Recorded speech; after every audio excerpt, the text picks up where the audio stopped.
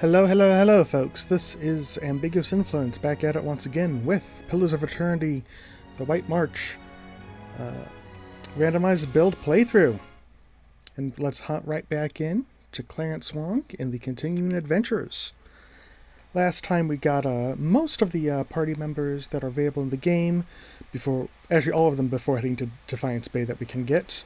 There's one more base game party member that we actually need to go to Defiance Bay to grab. But outside of that, we got everyone. And I will be kicking this stream off with doing the needful. And sadly, tragically, safe travels. Talking to Durance. He's a character who, in order to progress his quest line, you gotta talk to him, much like Grieving Mother. Except Durance, well, let's get to it. Thankfully, there's a point where he'll shut you up and you don't have to talk to him again until later. Okay, I had questions I wanted to ask you. If doubts and curiosity plague you, you're skinning your knuckles on the wrong door. Why were we supposed to meet? The why of it is that you're a watcher, he snorts. A watcher runs two roads of why. For me, it's more a matter of what. There was a time when I wouldn't have spared a thought for your words, or even bothered with you, but now, seeking out watchers is what I do, to put the truth to them, see which are the two ways they bend. He smiles slightly, taunting. Truth? What kind of truth? Either you're a dry field in need of harvest burning, or you're lost in the darkness. Either way, you can see differently from others. He gives a half smile, then his tone becomes accusing. I can tell by the way you've noticed the staff first off. Not many can see it at first, nor the etchings of the flames, but your eyes, he stares at you, almost eagerly, nodding. Your eyes traced the path. That I could see. So which are you, a dry field or lost in darkness? Dern's face tensens. The day we don't trade that question back and forth is the day our paths no longer need to be joined, and the trial, Duran's hand clenches his staff, the trial is done. So you don't know either. You know this nation is diseased. Don't need to be a watcher to see it in the children, the politics, the men that stalk the roads with knives in hand and murder in their eyes. This land needs life again. New seeds planted in the burned soil. His voice drops, mocking, and his eyes narrow. And something tells me that you can see the path to making that future happen, Watcher. Your kind always does. So then, we need to make sure you see truly now. This nation, its people, don't need any more lies blinding them, nor do I. Your test is truth, but don't blindly accept it. And how do you plan to test me? Sharing the road, of course. One truth to match another, matching each other's pace, keeping rhythm.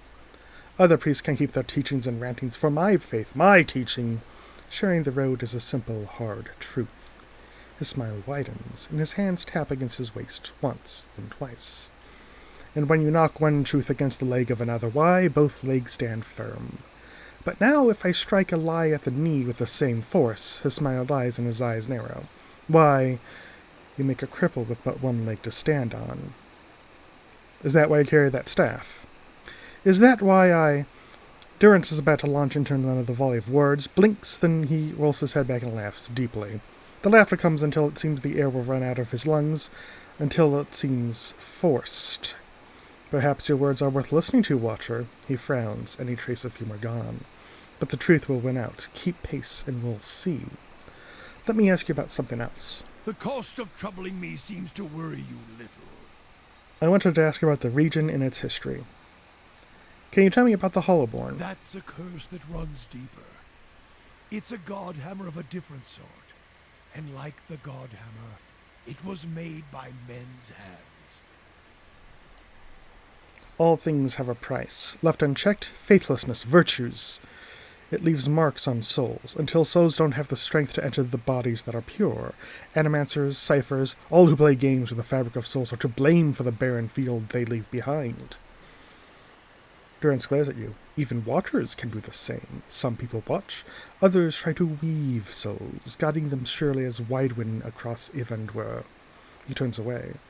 That is why I correct the Hollowborn where I find them, and the ones whose hands have led to this seed being spilled on the ground.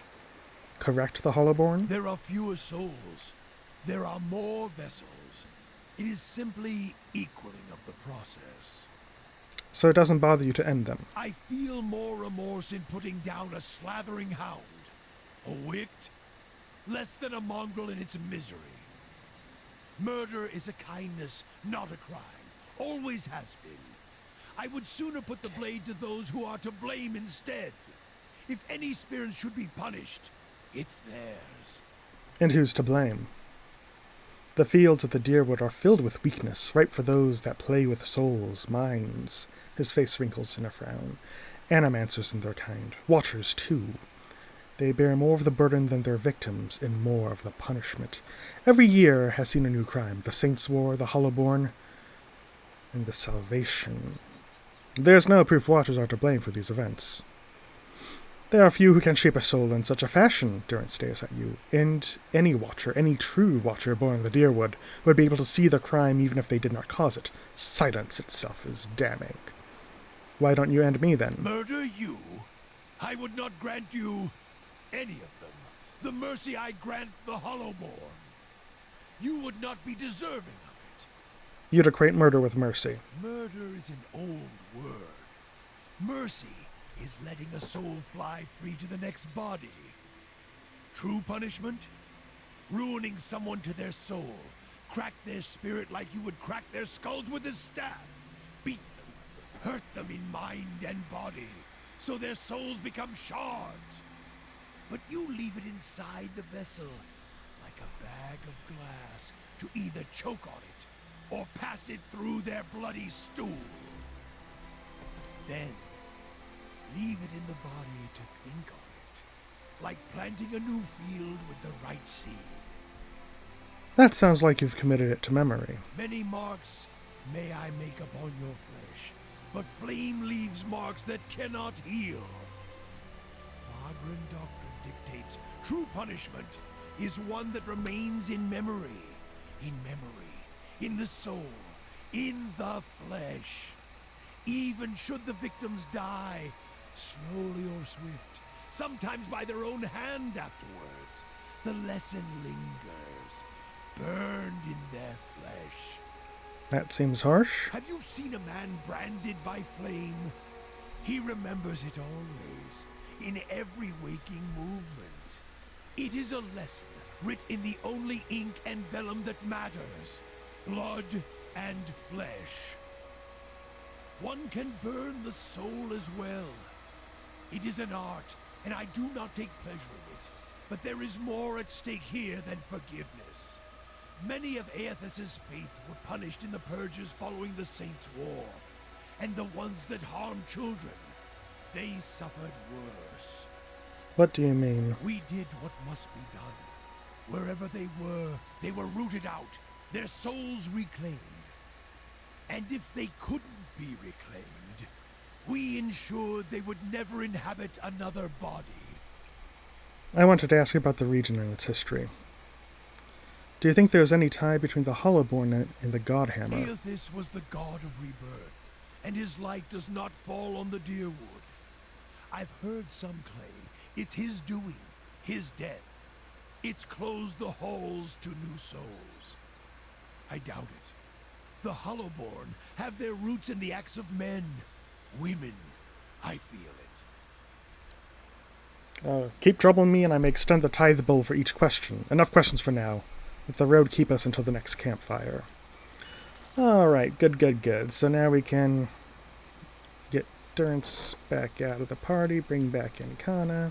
You walk your path, I'll walk mine. Gladly. Hey. And rearrange ourselves just a bit. Hey. And head on over to Defiance Bay. First we'll head to the 801 Bridge. And howdy folks, how are we doing tonight? Alright then. Kana's got a level. That means it's time for a random build, level up. Time to roll some dice. Alright, we've got a lore. Only 3 of those can take a 3, so that's going to be in stealth. Alright. And we got 5 available for his new phrase. And sure-handed Ela knocked her arrows with speed. Okay, pretty good. It's a reload speed and range attack speed buff. Not a bad chance right there. Let's Following your lead. make sure that gets into his rotation. Hey, Yep. Pick up the crafting material. Compulsively.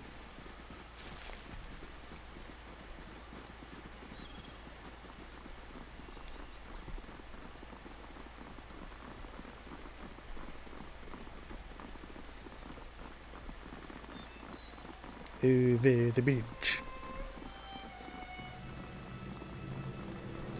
Okay. Greetings. What can I do for you? What can you tell me about Defiance Bay? Sorry, but I don't have time right now, but it sounds like the Dozens crackpot Rowan is stirring up trouble again. He'd be all too happy to give you a rundown of the city, liberally flavored with Dozens propaganda, of course. I'm looking for the Temple of Wudaka. Not sure why someone would want to go there. It's in the first fires if you really want to see it. You seem to be on edge. What's the problem? Thousands of them, truth be told. We've got refugees coming in from all parts, and there's some misguided notion that things are actually better here, that the legacy somehow passed us over. So they show up with no prospects and little money, and just end up making things worse mess of things. No offense. Goodbye, and good luck to you. hey. So our mission, of course, was to find the Temple of Wudaka in Defiance Bay. Before doing that, we will do just a bit of a sidetrack Defiance to... Bay. The city at the heart of the Deerwoods Revolution now seems on the brink of another. Refugees line the streets, homeless and hungry, displaced by White One's legacy, hoping for relief within the city walls, and finding none. Dissidents congregate to protest and to heckle, calling for an end to animancy and the ouster of their duke. The city's militiamen cast fearful looks as they patrol the streets, their hands trembling at the hilts of their weapons. The capital of a country that had not long ago incinerated a god now appears to be a spark away from sharing the deity's fate. Alrighty, and we are into Act 2. So before I go to the Temple of Wudaka, I will be making a bit of a detour just to pick up our final party member of the base game, Pelagia the Paladin. Used to be a lot less of a mess.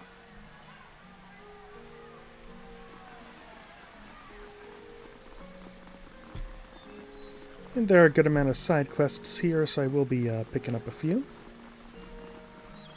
Oh, wow, that's just a dead end.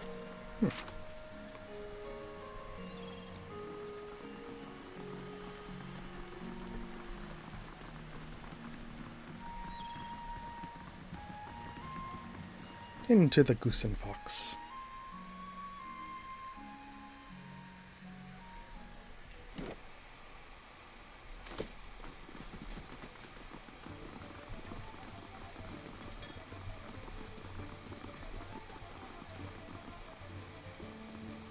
A woman sits by herself, spinning something on the table in front of her and watching it with furious intensity. It's about the size of a coin and wobbles over a crack in the wood with a metallic rattle.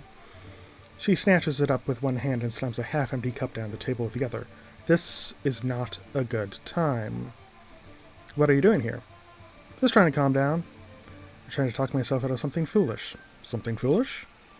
She says nothing for a few moments as if hoping you'll leave. At last, Kenra looks up at you. The lamplight falls across her face. A purpling bruise is blossoming along her cheekbone. So there's something I need to give to my fiancé, Pernisk. Only he doesn't seem to go anywhere without his new friends, and they're not exactly pleasant company. Tell me about these new friends. They come into our house with their dead eyes and their black teeth. I'm not a fool, I know what it means. Pernisk makes me leave when they show up, but it's obvious what they come to do. Last time they came, they told me to get out, let them have their fun somewhere in the gift, but not under my roof. She scowls and then winces, her fingertips gently probing her bruise. Rough changes here, I guess. The Pernisk I knew wouldn't have squashed a spider. I never thought he'd...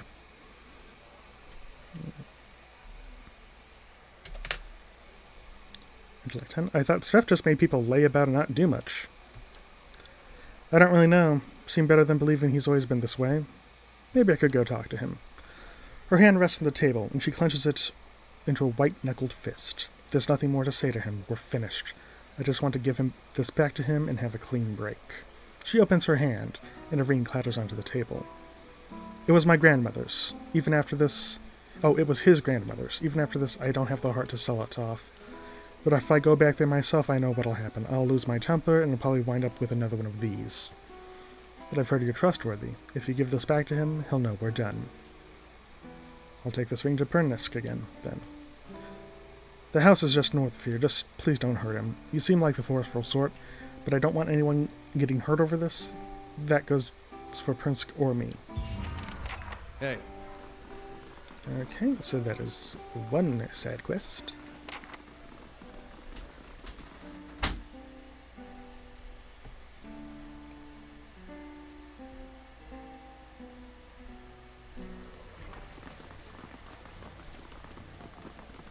Adair, you have said you fought in the Saints' War, but for which side?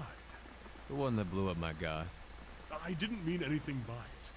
I imagine a man with a head made of fire and light would be very convincing. Funny thing about Dear Woodens. With all that fire and light, they just treated him like another authority figure. This is Paragon, the person we helped on the bridge. Remember me? We met by Mortimer Bridge. Thanks for helping me back there. As promised, I'll give you my best prices in town. If it weren't for you, I'd still be broke. And all she sells are traps. Hey. Yeah. And this guy sells weapons. They sell fruit. And just random potions and stuff. I do like that you can tell the merchant actually has like the kind of goods they sell around them. Alrighty, gonna pick up some more side quests.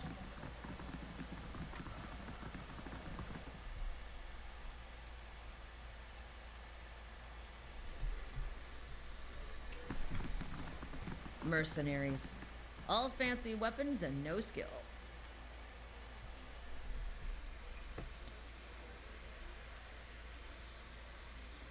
A well-groomed man steps through the hall with a confident swagger, a smug grin etched on his face. He is flanked by 5 other hard-looking individuals. One of his companions eyes you for a moment before spitting chew at your feet. Another pup come wandering in, I see. Just know that Ben's giant slayers run things around here, and you'll be fine. Never heard of them. His eyes narrow. You have now. Stick around to find Spay, and you will again. Plenty of bounties to go around, but there's a reason the giant slayers get the lion's share. Remember that. A voice falls across the hall. Enough jabber, Ben. You gotta do a job or talk about it. Brennan's right. That coin ain't gonna collect itself. He looks at his comrades and jerks his chin towards the door. See you around, pup.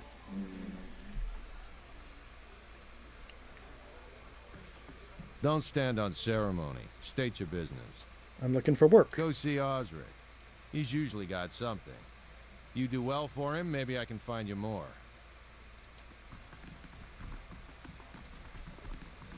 So the Dozens are one of the factions in Defiance Bay. There's 3 of them, the Dozens, the Crucible Knights, and House Darmel. We'll do as many quests as we can for each of them, and then when there does reach a point in Act 2 where you have to align with one of them, we'll just be making a roll to see which one we align with, you know. For the last time, Aidwig, keep your fucking blade up. If that dummy was armed, it'd have your head off. Keep the chaos going. I'm looking for work. You want an expedition? Talk to Wenham. I just handle these mercenary shit shovelers. Adventurers, I mean. Same difference. Although, I do have something I need done, something that requires competence. What do you need done? I was formerly one of the Knights of the Crucible. When I left, they kept my arms and armor. The arms they can have, but the armor belonged to my family. I'd like it back. What's this armor? It's a breastplate. Not much to look at, and it's seen far too much use, but it's been in my family since the liberation. Doesn't sound like leaving the Crucible Knights was your choice. You don't choose to leave knighthood.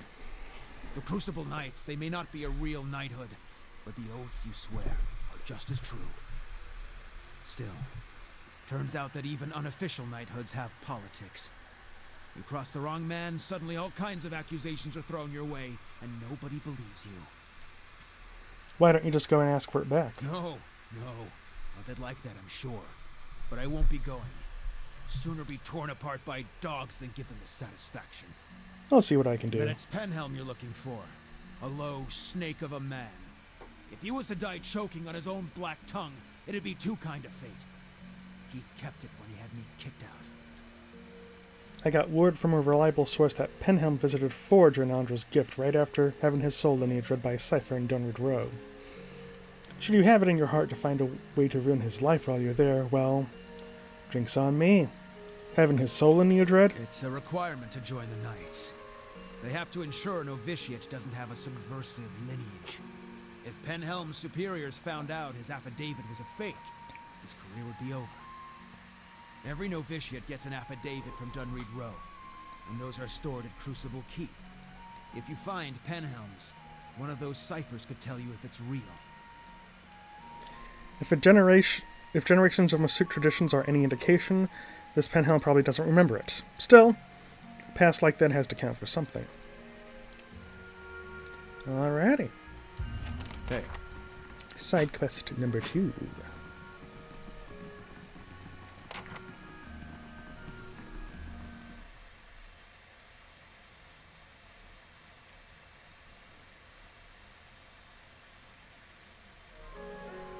Alrighty, head over here, because you glow, give me item.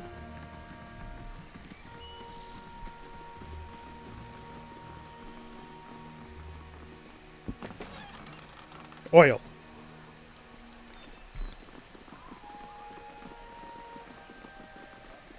Head on down over, I believe, here. Yeah, this is actually Pernesk's house, so let's head in here. Ooh, grappling hook.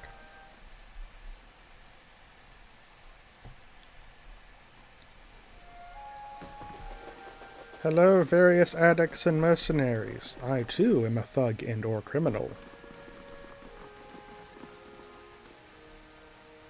The guard holds up a hand as you approach. You can turn right back around. The lower floor is all yours, but nobody goes upstairs. Why not? Because you'll be breathing through new holes in your neck if you head up there, that's why. Just mind your own business. Once you're on the Sveth, you're not going to have much care where you are anyways. Don't get the resolve, so any chance you could look the other way? I do like the view over that way. Yeah, what is... Yeah. Resolve of 13.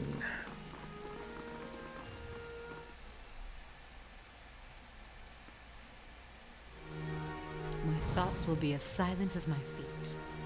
And you know, oh wow, and hostile enemies. And the suspiciously blocked off top floor of a den of iniquity.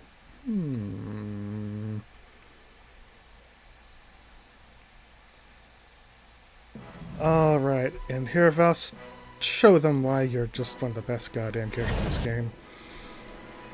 Yes. Turn into your murder cat form. I love it. I genuinely love druids in this game. I mean, in general, across most games, yes, but just in this game especially, oh, so good.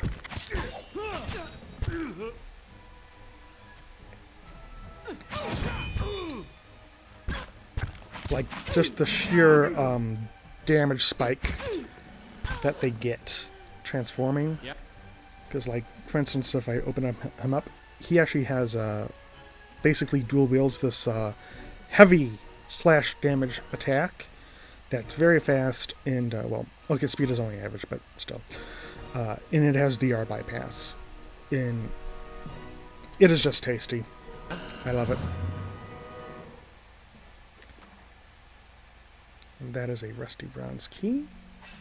So that I'm actually going to... Oh. Alright then. I meant to leave it there and see if I could just get a mechanics check so I could get just that little amount of XP, but so goes life. Lore.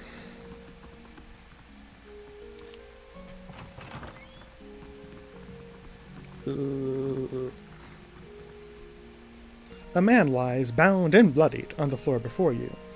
His face is a tapestry of bruises and blood. Blood is spattered across several corners of the room.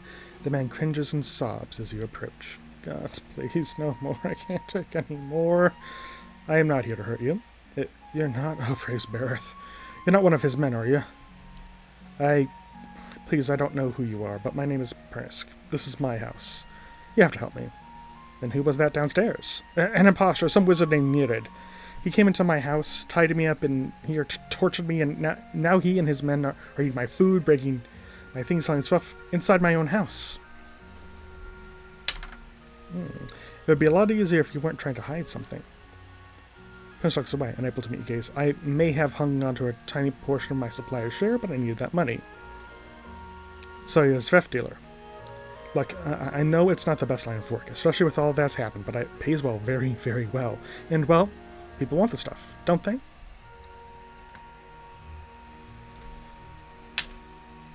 But is it worth all this, losing Kenra? I have to, I'm sorry. I don't have any other trade, nothing that's going to support us. Someday I get out of the business, when we don't need it anymore. What did your supplier do?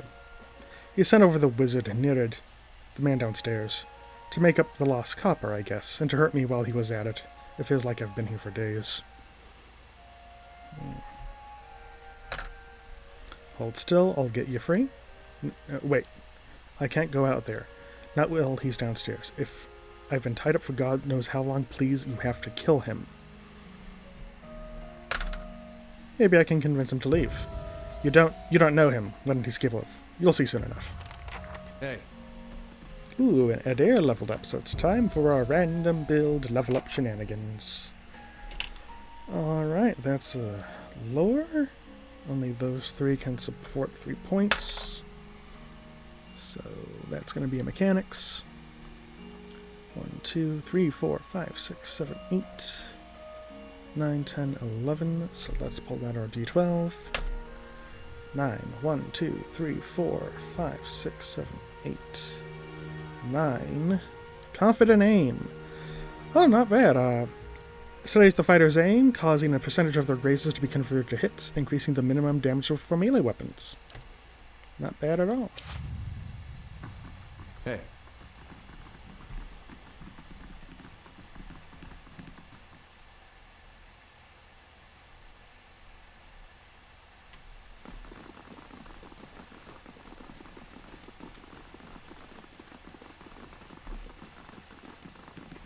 Okay.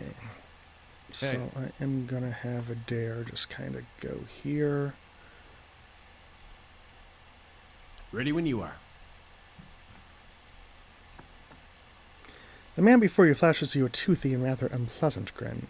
Well now, a new face, welcome friend, name's Pernisk, and this, he gestures to the room around you, is my humble abode and place of business. And I hope that you're here to do some business.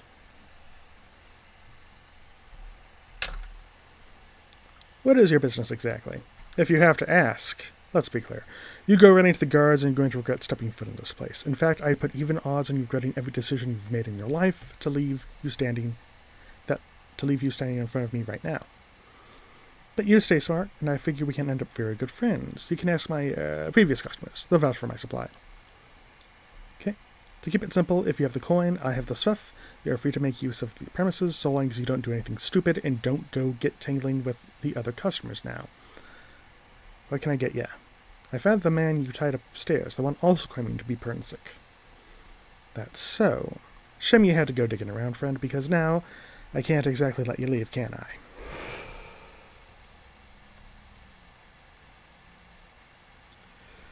I? Okay. I was getting tired of pretending to be that sad sack anyhow. His mouth curls into a snarl. Guards! It's your funeral. Alrighty, so. Did not mean to unpause just yet. I will use my magic missiles on him. Obvious. Kill the wizard. Dare. Get into engagement. Itamok. Get into engagement. Sangi fire on the one Itamok is engaging. Kinda shoot him. And Grieving Mother. Shoot him as well.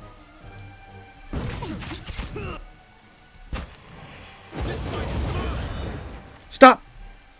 I'll give up. Just leave, and I'll go peacefully, alright? Too late. Alright, and the battle continues. Hear of us, if you would.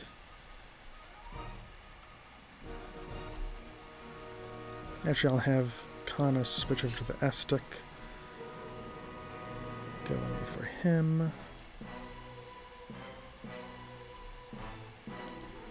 And have everything continue.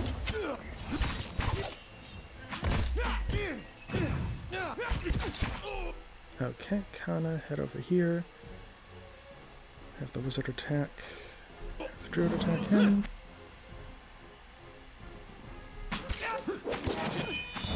Oh, Itamak, you can't get anything. That's actually okay, because Adair's being a good meat shield. That being said, Sangi's getting quite bruised. Let's summon a phantom on the other side here to get some flanking. Send out my Daze Bolt.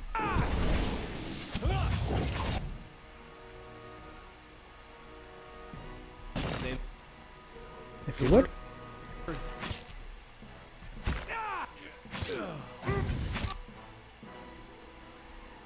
Can you get to the Interlock? Apparently not. And everyone just kill the final remainder. Alrighty. Well done, team.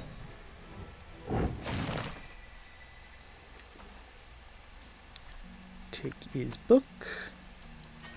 Hey.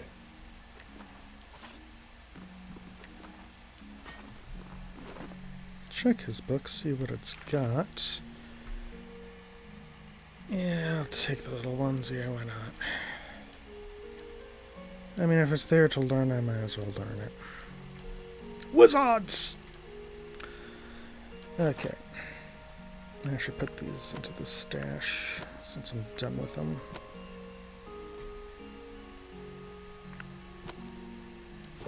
Hey. Oh. We got a straggle. Now I'll use one of my current counters.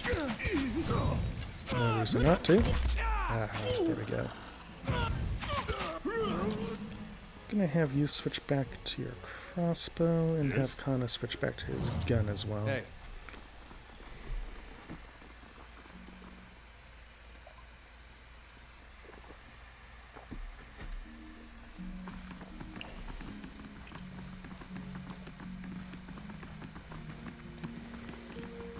Wakey wakey.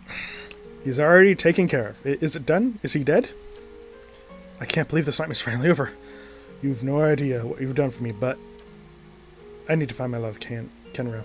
Oddly, after whatever Narada put her through, I'm afraid she won't give me a chance to explain. But she might listen to you, please. She must be somewhere in Copperlane. It isn't the only home she knows. It's the only home she knows. Okay. And please don't tell her about the Svef, but about what I do. I could make it worth your while, a discount maybe. Sorry, but I think I've done enough. Yeah. Yes, you're right. Of course. You've done more than enough. Thank you, friend.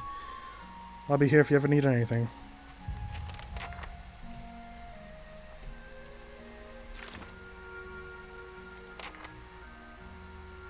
Yeah.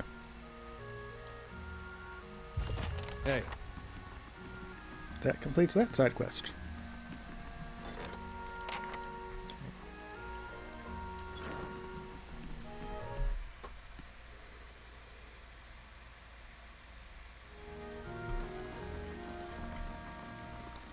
Ooh, and Sangi leveled up.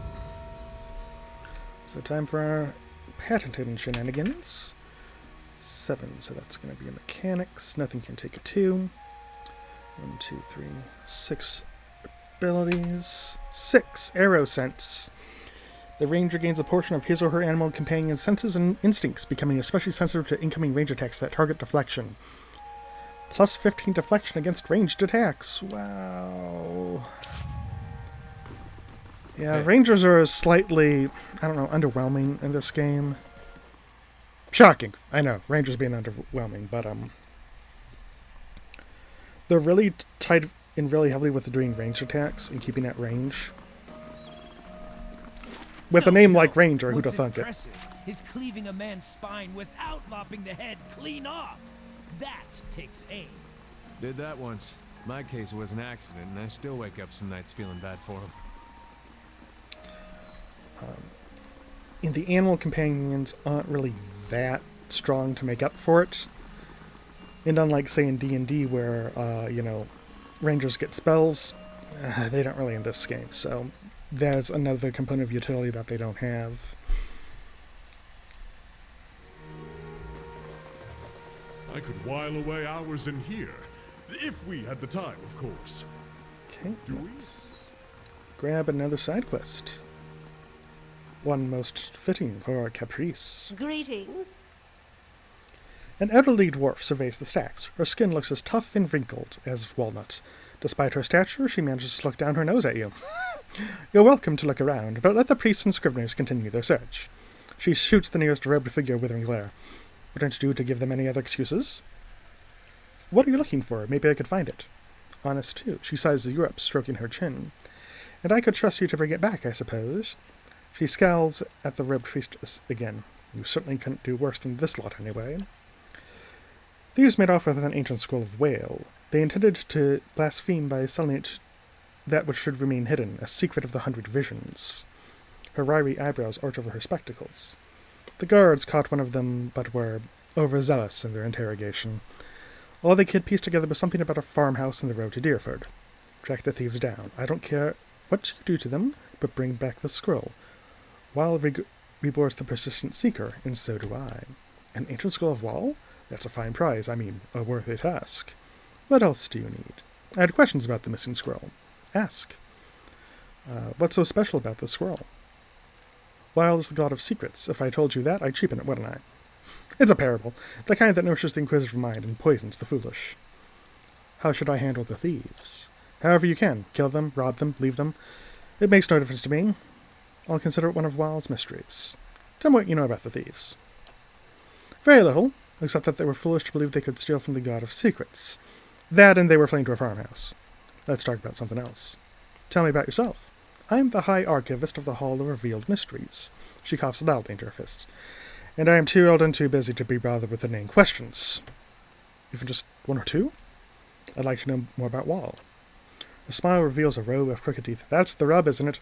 Wall is the good god of things hidden and revealed. The more of the 100 visions one sees, the more one has yet to discover. That, though we often call Wall he who sees and is not seen, it is neither male nor female. To assign any definitive characteristic to Wall is to miss another essential part of its divinity. The 100 visions? A term of reverence for Wall's many revelations. Despite the name, they're infinite. At each epiphany, it leads to yet another enigma. And I thought I was busy. Farewell. Hey. Alrighty. And I believe there's just 2 more side quests we can pick up here in Copper Lane for now.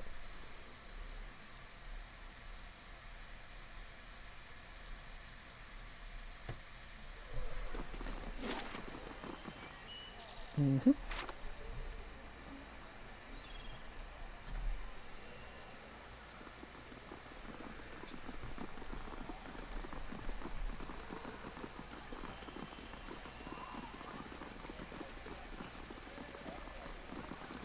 You were so lovely back then. This elderly man paces back and forth, taking short, hobbled steps. His gaze is distant, and beneath it are the dark rings of many restless nights. He appears to be having a conversation with someone who isn't there. And the way you fought, cutting down 2 at a time, we shared a victory, you and I. Who are you talking to? The man looks up at you, startled. Oh, by the flame. For just a moment I thought I heard her. What troubles you? Just the memories of my youth in the Northwatch Rangers, trials and adventures from a lifetime ago. He shakes his head. Of late, the memory of lost battles and fallen friends has been especially vivid. Tell me about the memories. It's been nearly 60 years ago. We were known throughout the Deerwood then. We thought we'd adventure together forever, collecting coppers and inspiring songs. That is until we faced Halig of Thane. He was a wizard who experimented in necromancy, left a trail of bodies, some reanimated, from Solace Vale to Midwood. We tracked him as he fled toward the Valian Republics, catching him. just west of the Lake of Drowned Tombs. We were fools. Seasoned as we were, we had not prepared for his foul magic. Our numbers were nothing against his power. A wiser man would have ordered a retreat, not me. By some curse of the gods, I was knocked out, and when I awoke my ranger, my Rona, they were all dead. And now you hear this woman's voice?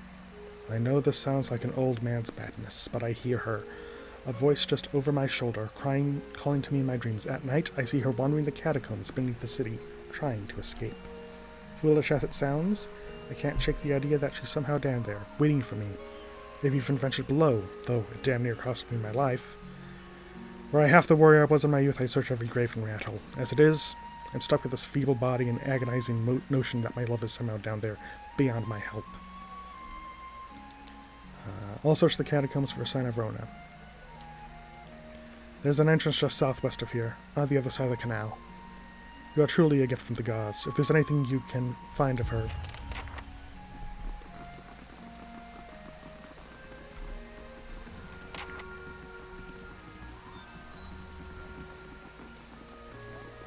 And now for the final and most delightful side quest in Copper Lane. Getting this small child a knife!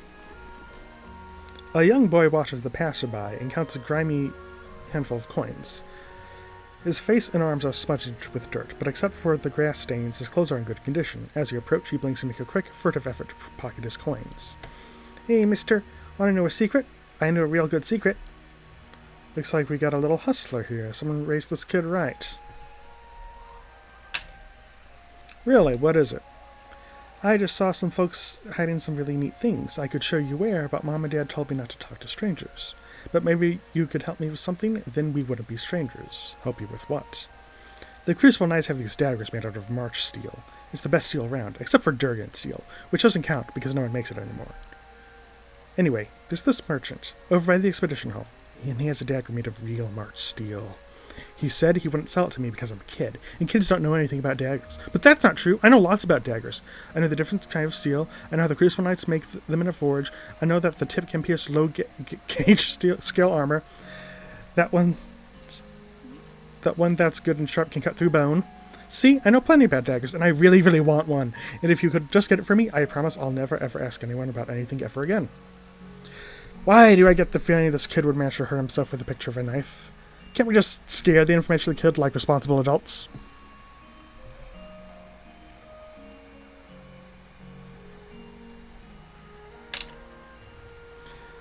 I'll tell you what. You tell me the secret now, and I'll get you a dagger from the Knights Crucible themselves. A real dagger from the Knights? Okay, here's the secret. I saw one of those actors hide something under a loose stone near the theater. Probably nothing as good as smart steel, though. Alright. Thanks. Now I don't need to get you a stupid dagger. You're not a very bright little boy, are you? One day I'll get a March steel dagger, and then you'll be sorry. You wait and see. Hey.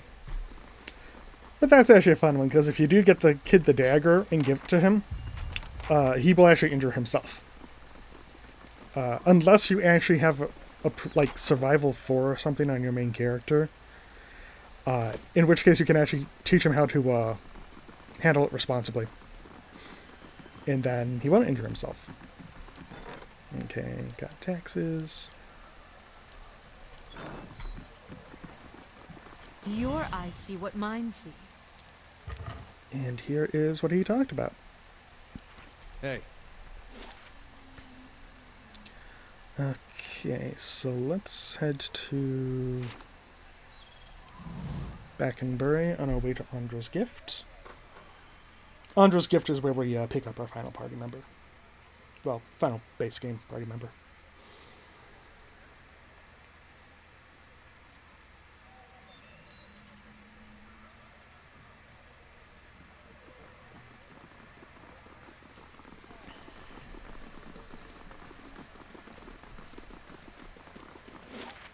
To Breckenbury.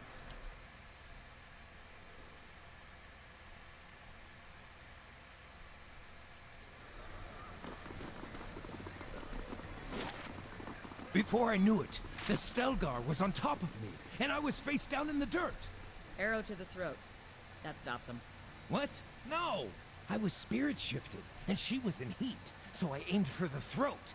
but not with an arrow. Is everyone horny in this game? Mostly, yes. Alrighty, have a side quest to pick up here. The young elf is dressed in gaudy robes that he seems ready to cast off. He picks up at a heavily brocaded sleeve and continues adjusting the gold chain around his neck. He looks up at you. Did she send you to run me out of town? You can tell I'm going anywhere without that medallion. I told Sorrel I wouldn't let her sell it. I'm not backing down even for a thug like you. Okay. I'm not after you, but maybe I can help. That's a relief, but I don't see how. Sorrel's a courtesan over at the Salty Master Andra's gift. We've been working together for over a year now. I find a noble with more money than sense, fill him up with liquor, and send him her way. They have a good time, and Sorrel takes her fee and a little extra.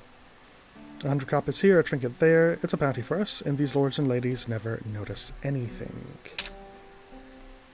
No harm done, then. Anyway, we always split the bounty, until a week ago. She takes a necklace off some noble. It's an Ingwithan medallion, damn near priceless. The relic is sacred to my clan, but she won't part with it for any sum I could afford. And even if I wanted to, I can't go home without it. That's a hard thing. Tell me more about your situation. What do you want to know? What makes this medallion so important to you? I grew up in Air Glanfath with the Shattering Spear clan. We Glanfathans have protected Ingwithan ruins for thousands of years. It's the one duty the gods ask of us in exchange for the freedom to live as we please. The treasure hunters looted the ruins in our territory, and we left the wilds we dwelled in for generations. Most of my clanmates scattered to towns around the Deerwood and probably live on crusted bread. Restoring this medallion to the ruins would earn the gods' forgiveness. The Shattering Spear could go home. This is all rather fascinating. A single medallion to earn the gods' favor and so return home. It rather reminds me of a story I heard somewhere. Tell me about Sorrel. She's a courtesan at the Salty Mast, over in Andra's gift. She wasn't born to much, but she's done what she has in order to escape that. She's a good friend. Without her, I'd probably be living hand-to-mouth like the rest of the Shattering Spear. But this isn't about her or me. It's about the 40 people in my clan and the way of life we've held for generations. You seem like you've done well enough for yourself. It was this to scrape by in the gutters like the rest of my clan. But I'll give it all for that medallion. I offered to, but it's worth more than anything I've got, and Sorrel knows it. I still don't understand why you can't take your money and return to Aaron Glanfath. He sighs, arching his neatly plucked eyebrows. Of course I could, but that's not the point. The community isn't a place. It's a connection to history and meaning. Like an anchor. Defending the ruins for the gods gave us a purpose. Without that, we're adrift. Does that make any sense to you? We're duty-bound to be wardens of the builders. We do not put relics and riches on a scale and weigh one versus the other. Abandoning the search for the medallion is abandoning his way of life. Yes. Then you know what it's like. How to care for something that you can't explain. That's all I wanted to ask. I'll see you about getting the medallion from Sorrel. You'll find her at the Salty Mast. The only way anyone sees her these days is by paying, so I have to go through Maya. But whatever you do, please don't hurt her. Hey. Okay, picked up that side quest. Of course.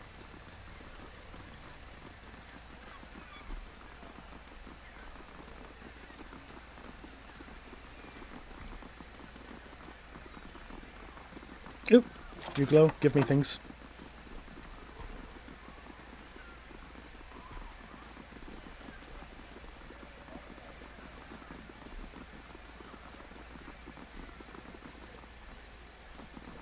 Welcome.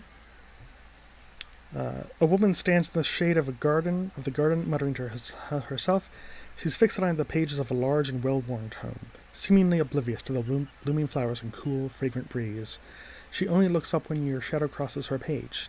Do you mind? I'm rather busy. What are you so busy with? She snaps a book shut. I'm studying soul attachment. We all know that souls move into people at birth and out of them at death, but we still have a lot of questions about what makes them stick, so to speak. What do you mean about making them stick? She bristles a straight lock from her forehead. Souls power bodies and give their tissues life, but only when they're firmly attached. It's separation that leads to a whole spate of soul-related ailments, including the Hollowborn. But if we understood how to reattach souls, we could end White Wind's legacy, maybe even conquer death. That's the theory, anyway. Unfortunately, I don't have all the research I need to put into practice. What exactly do you need? There's a manuscript called The Theorems of Pandagram. It contains research from Pandagram's experiments on detached souls. The Hall of Revealed Mysteries is rumored to have a copy in the Elder Archives. Pandagram's work is considered to be one of the more daring animancy tasks.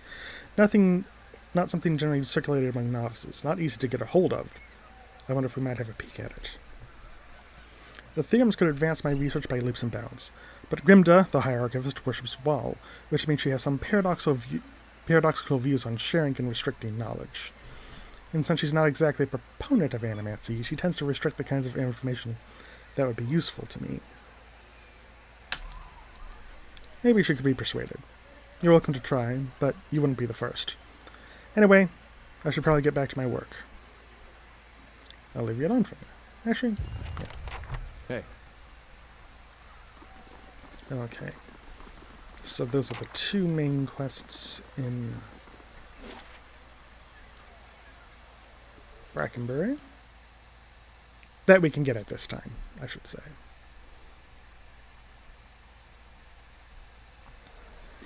Alrighty, to Andra's gift. Loot. Veggies.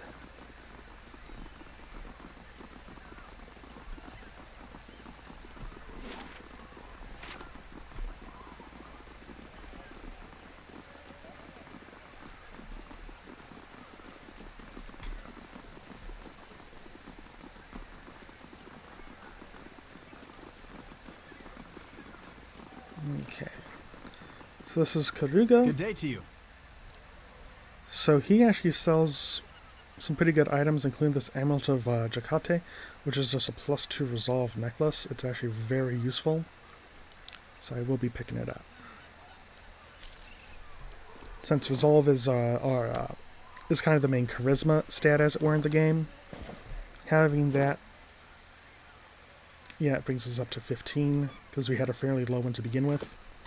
Hey. So, God's it's going to damn help. that son of a fool. The angry woman clenches her jaw and stares out toward the harbor with glimmering golden eyes. Eventually sensing your presence, she turns her feathered head toward you. Want to run it down on its luck, Valiant Trading Company? If you have more than half a brain, you could really do something with it. She clenches her jaw and continues quietly. As long as you're willing to clean up a few bloodstains. What's going on exactly? Exactly. If I knew that, I'd be in a better mood. The only thing I know exactly is that Mestre Verzano is determined to wind up in a grave before the season turns.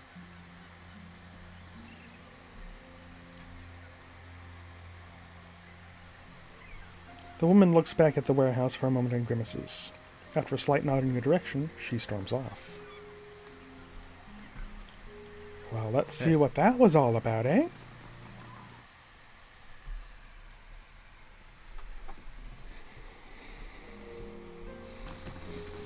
How do you do? Welcome. This is your first visit to the Valiant Trading Company, is it not? Please let me know how I can assist you. What is this place? The Valiant Trading Company is an associate of merchants from the Valiant Republics. We oversee trade deals and negotiations on behalf of our merchants. This is a warehouse where we store goods in transit. Farewell.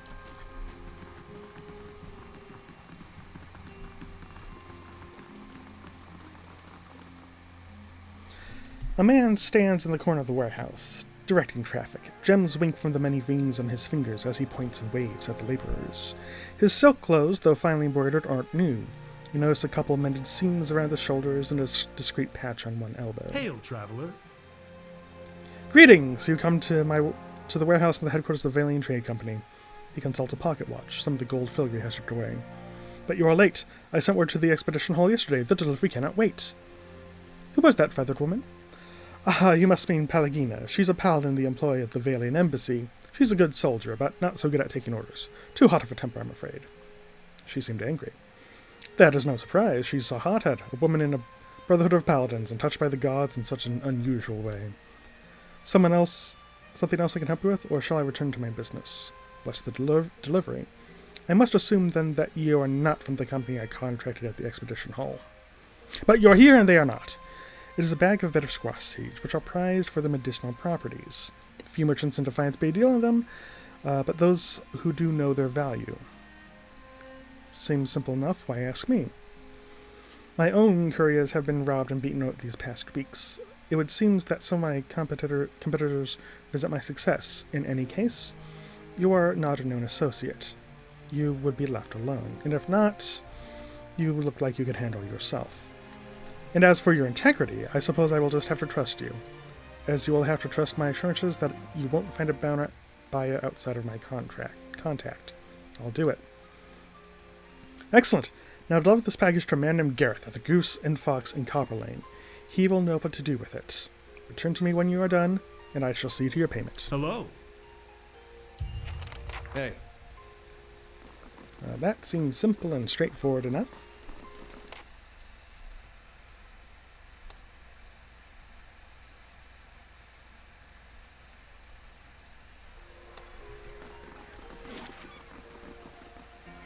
Does music sound different to you when your ears, or, well, ear, is another shape?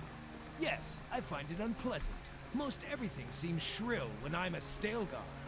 Maybe your keen senses just haven't heard truly fine music yet. A masterfully crafted annoyance is still an annoyance. Okay. Do want to pop here to chill, but let's get back to Copper Lane.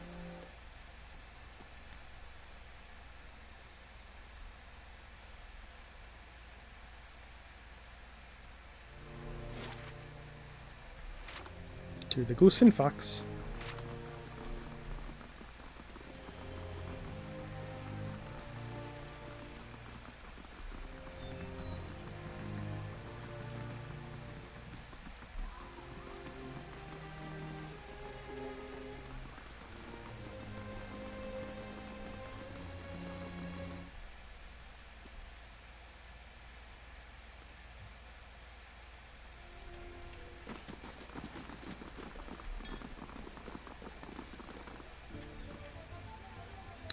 The man sulks near the bar. He seems like he's trying to blend in with the wood paneling and watches the other patrons out of the corner of his eye. He gives you a quick nod as you approach. Lozano has a delivery for you. He glances around and snatches the pouch from you. Keep your voice down, will you? The Dominells have spies everywhere. You tell Veranzo that this is the last time I'm buying from him. This is getting too dangerous to me. What? Did I just do something illegal? No? I don't think I've heard of the Dominells. The most important thing is making sure they don't hear of you. They're old Brackenbury stock, but these days the Dominells are known for the business activities, most of which involve some degree of bribery, extortion, theft, or murder. What do the Dominells have to do with this? You have no idea, do you? Let's just say that the Dominells have exclusive rights to trade certain merchandise within the city. Verzano likes to make some extra coin from time to time by dealing in the same merchandise, undercutting the competition, he says. Tell me what was in that pouch. Bitter squash seeds. They interrupt pregnancies. Even though they're not exactly legal, many folks nowadays prefer them to the risk of hollowborn. Or celibacy. Are we done? Yeah, we're done. Now get out of here before... A woman swaggers in, her polished boots thwacking on the floor with slow, deliberate steps. A crooked sneer warps her smooth face. Gareth, I'm hurt. You promised to buy only for me. What's a girl to think? Gareth bows, his knees knocking together. Please, my lady, I was just explaining that I don't do business with anyone else. Except this one last time, right? There's always one more deal, until you run out of credit, that is. Danner turns and regards you, looking you up and down. And just who are you? You don't exactly look like a seed dealer. Leave me out of this. Like it or not, you've put yourself in the middle of a rather awkward situation. Rand's will put you up to this, didn't he? That old fool's on a sinking ship, and he's determined to drag anyone who gets close enough down with him. Gareth here knew better, but I'll give you the benefit of the doubt. In fact, I'll also give you a chance to get even with the imbecile who's been playing us both. What do you say to killing Veranzo?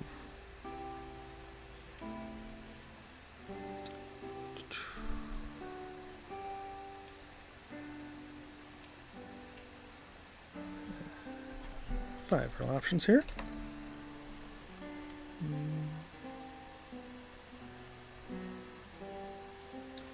I'll decide his fate when I talk to him again. You better make up your mind quickly, because we're going to pay him his dues one way or another. Just make sure you stay out of our way. Hey. Alright, back to Veranzo. Or Verzano, I should say.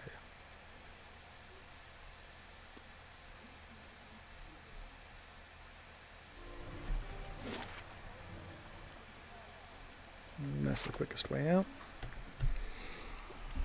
Doesn't matter which map exit you use.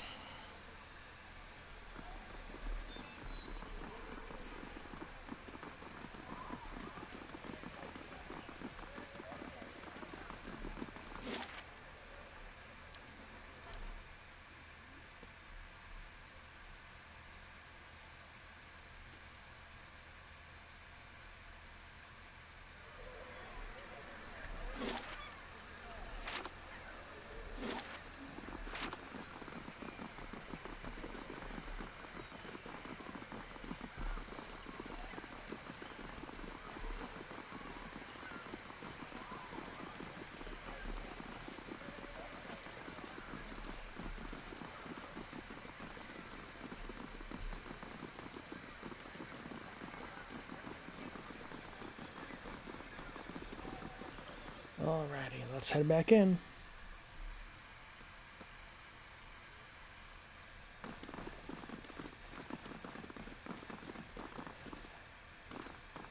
Hail and well met.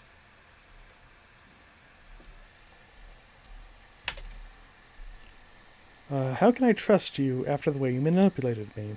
Oh, were you able to deliver that package? The dominoes were there. I was so careful. Always find the Verlavitia. They couldn't have known.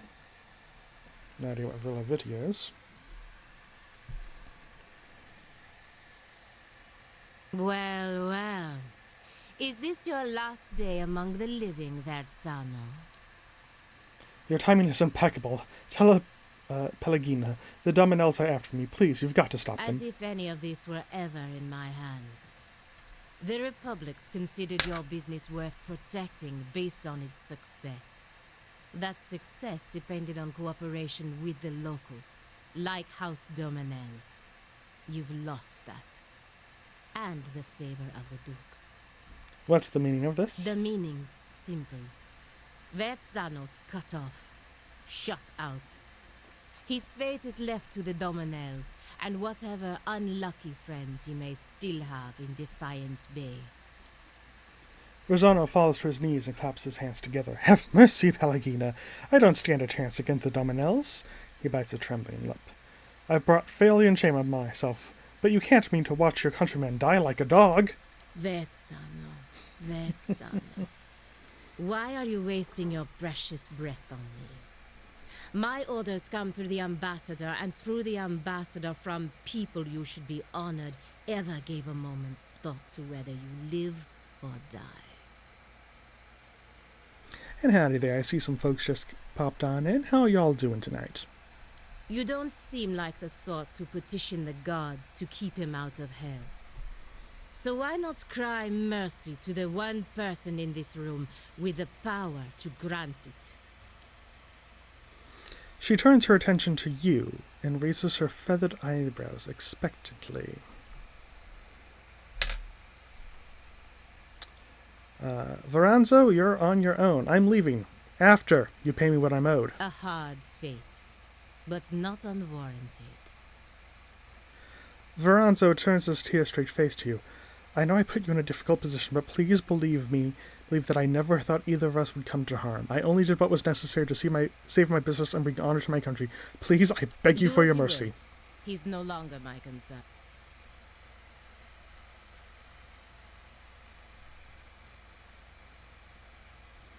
Donna saunters through the door, flanked by a squad of Dominel foot soldiers. She lets her gloved hand rest on the hilt of her weapons. I hope you've collected payment from what you've owed, because there won't be much left of this fool soon. As you leave the warehouse, you hear Veranzo utter a shriek, which is quickly cut off.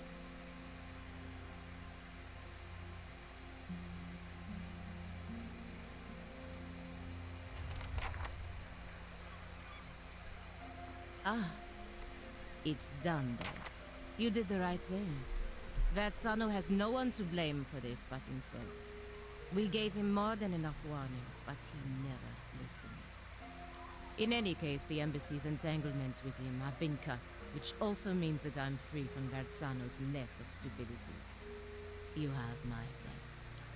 Whether you intended to or not, you've done the Valian Republics a service today, ridding us of him. I work closely with the embassy to protect our interests, but lately I think our gaze has been too narrow. You clearly have pursuits of your own in the city, but I think we could help each other out. If you're interested in doing some work for us. Officially, I mean. We can go together and I'll introduce you to the ambassador. That sounds fine. Let's go. Good. Maybe I can finally do something more worthwhile than playing nanny to merchants. The embassy is up in First Fires, southwest of the Ducal Palace. Okay. So for right now, I'm going to switch out Sangi with Pelagina. Move her up here. And have the extra fun of our random build level up. Okay, so we got athletics, lower, athletics, and mechanics. Right. Nope, we still got one more point left. Okay, stealth.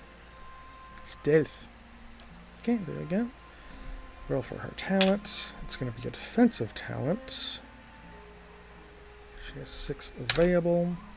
Bears fortitude. Plus 10 fortitude. Alright, back to skills. Lore. Survival. Mechanics. And none of them can take a 1. Abilities. Lay on hands. Back to skills once more. We got a stealth. Another stealth. And the only one that can take it to a survival. Talent. Defensive. 6 options. Graceful retreat. Defense from disengaging. And finally skills once more. More stealth. And that's actually the only one we can put in. Okay, we got 6 abilities. Zealous Charge. Inspires the paladin and all nearby allies to charge fiercely into battle, increasing their movement speed and disengagement defense. Cannot be active with other zealous auras.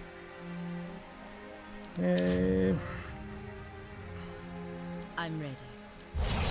Hey. So now we are going to head up to First Fires to grab the side quests there, including the one at the embassy. And then we're going to go maybe switch out our party a bit for the main quest, because I do want to have Aloth in the party for reasons. Hey. It unlocks his side quests. Yep. Be helpful if I pop to the right. Yeah, the first time you enter an area, you have to pop by the right exit, but after that, it doesn't matter.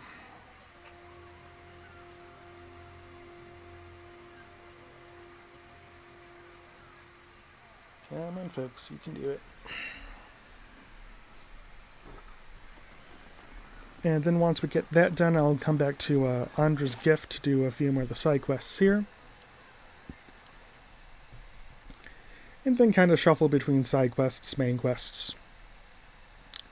Do a flow. Alright then. So, do you have feathers everywhere? Et Josie? You know, does your tiara match your tail feathers? We're about to find out if your viscera match your fur. Forget I said Good answer. anything. I rather value my viscera.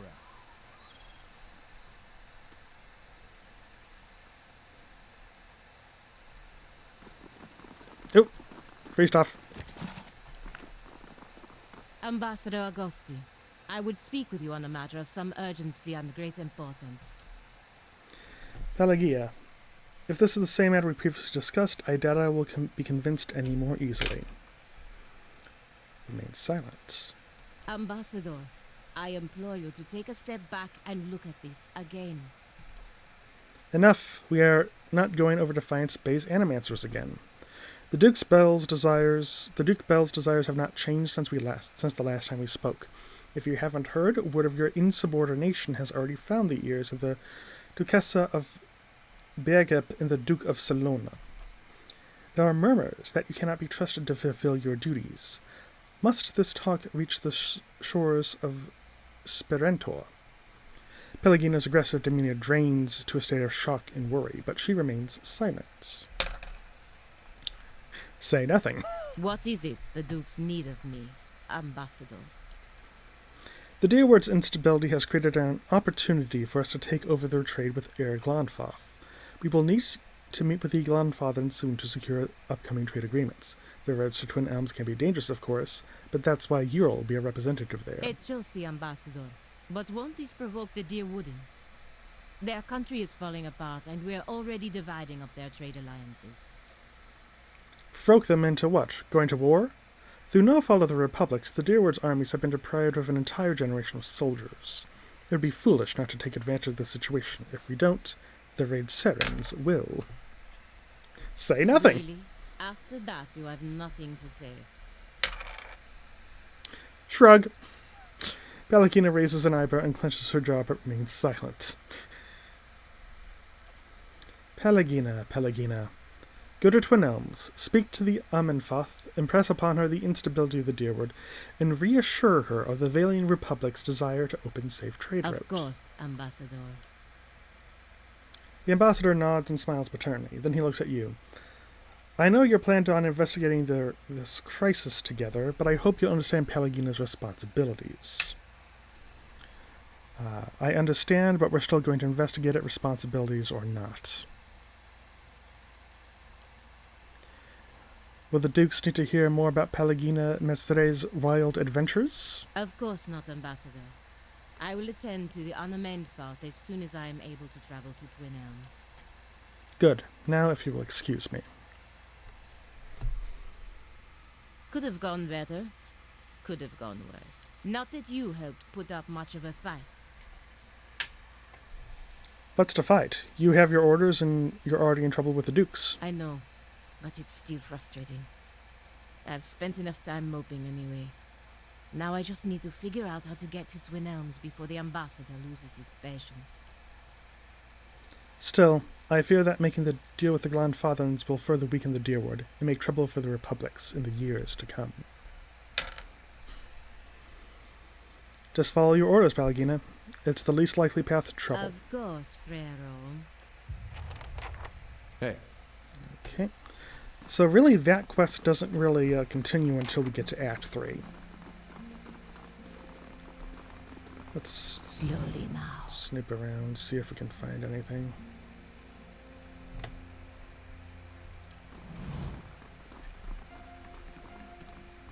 I shall be quiet as a calm sea, which is... Yeah, I don't not feel like very stealing. quiet.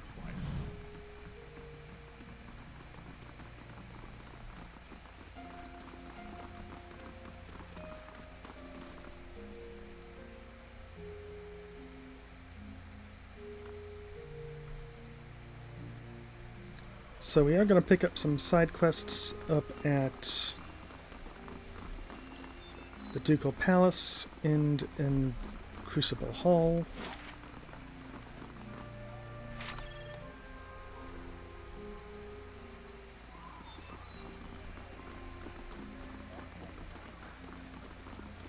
Too many mines here, all shallow.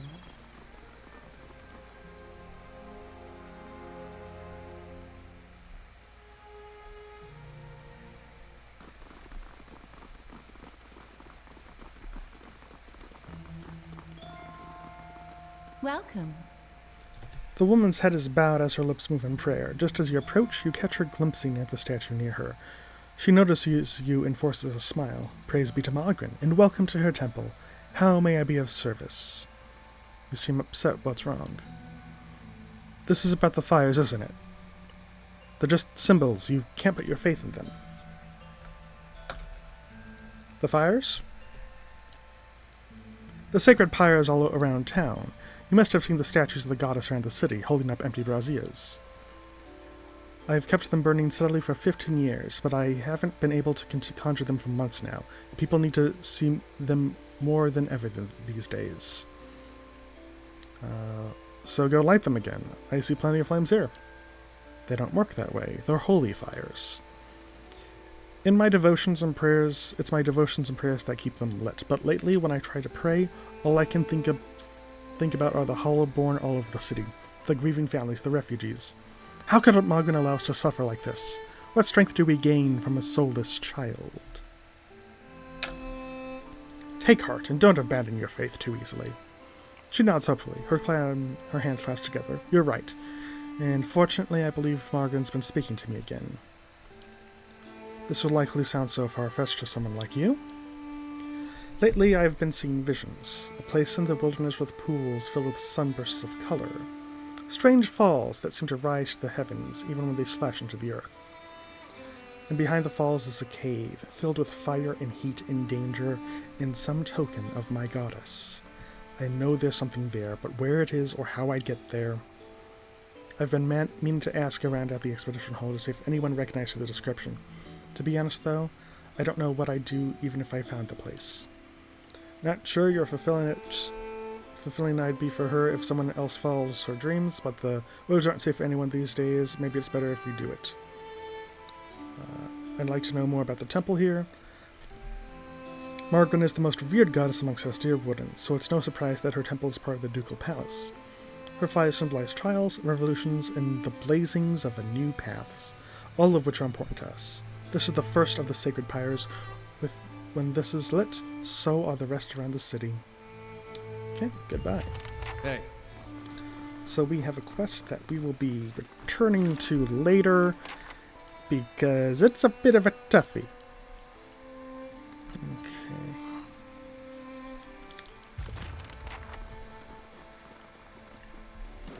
This is also where we can ask around for the records for the Deer's quest, but we need like at least a pretty strong reputation with Defiance Bay until we can progress that quest. So let's head to Crucible Keep. Task fell to the tribe's huntmaster, though he tried everything in his power not to teach me. Were you a difficult student? No, the huntmaster felt that meadow fur was a sign of weakness. I could do nothing right by him on account of my hair color. I'm familiar with the sentiment. From the Valian Republics to Erglan Thoth, narrowness of mind is truly universal. Just say the word. Hey.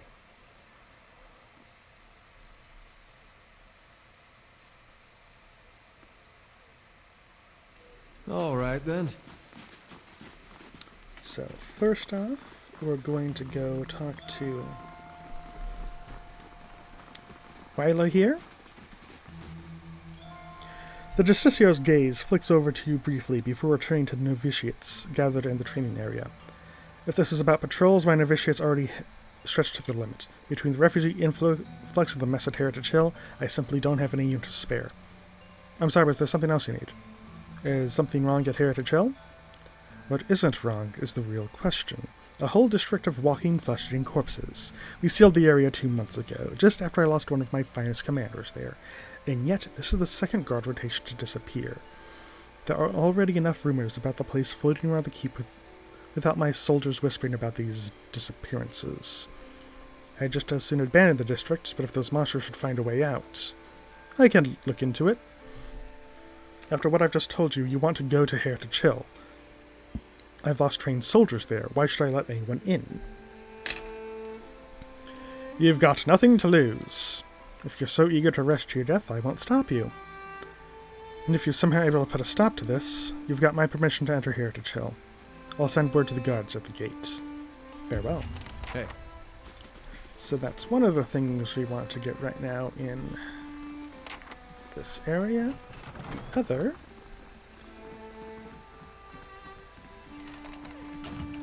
is that affidavit? Penhelm's affidavit.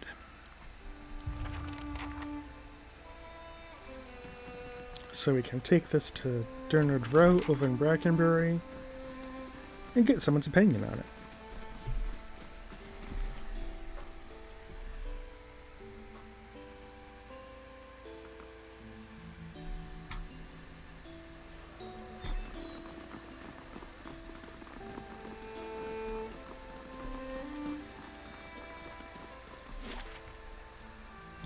First, let's head to the Temple of Utica. Ooh, what a temple! This was once hallowed ground for Woodica's faithful. I wonder how long it's been abandoned. Praise to the exiled queen. May her crown be restored and her justice prevail. Come to pay your respects to the queen that was. I was told I'd find the Temple of Utica here.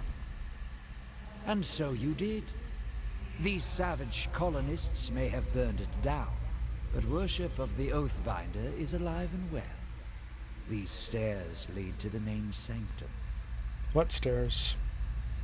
These stairs, of course.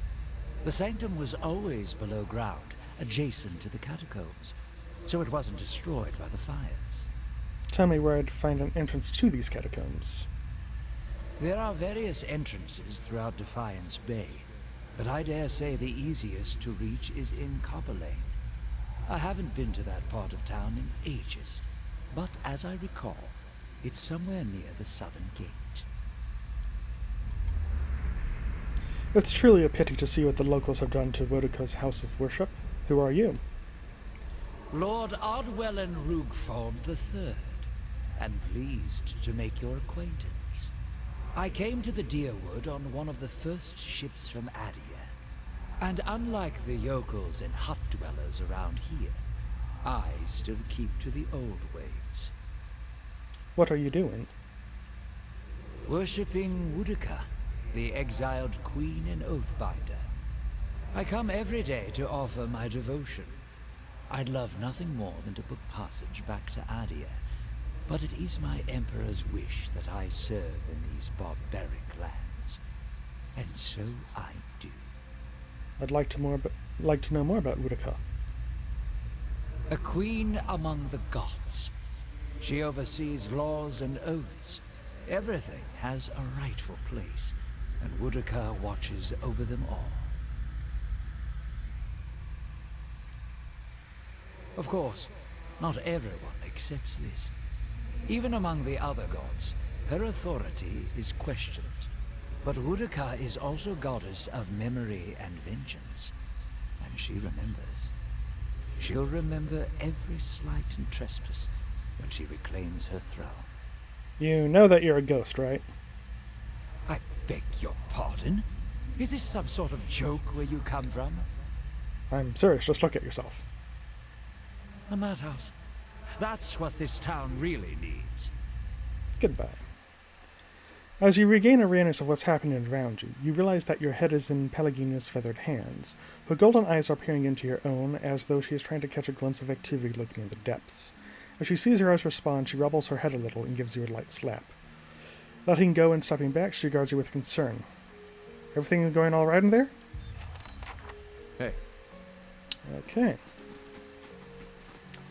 So, Woodica's temple is in the catacombs, or catacombs, as some might say. But first, we're going to take a quick detour over to the Wooden Plains.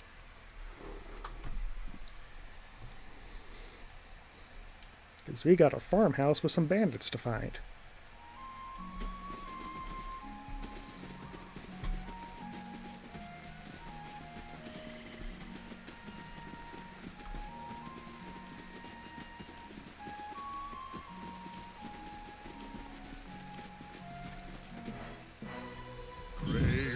Okay. Got a caster right there. I'm going to start off with one of my magic missiles. Hervis cat out. then. She's right here. Have her use Flames of Devotion on their fighter, Beowulf. That's a bear companion. We'll have a dare go in, knock down the ranger. And keep attacking, and keep attacking.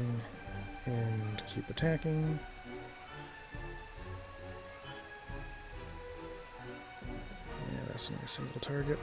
Actually, target on him for that.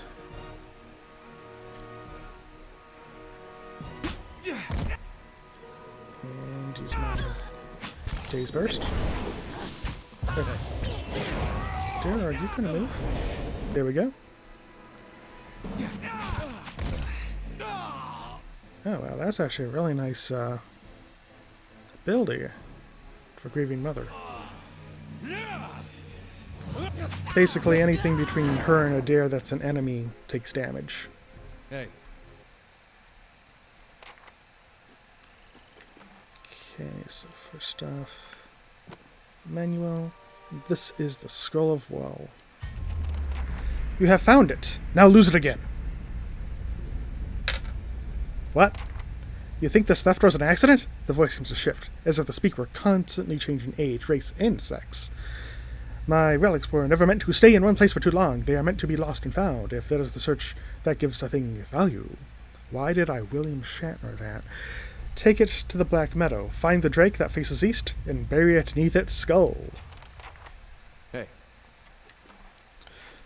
So, at this point we have a choice. We can either just take it back to Grima, or we can follow the random voice that told us to go bury it. Now, typically as this is a choice, I would roll on it. However, I am going to use a bit of an executive veto, because random arbitrary bullshit is so Clarence Wong's thing. So he's just going to listen to Wall.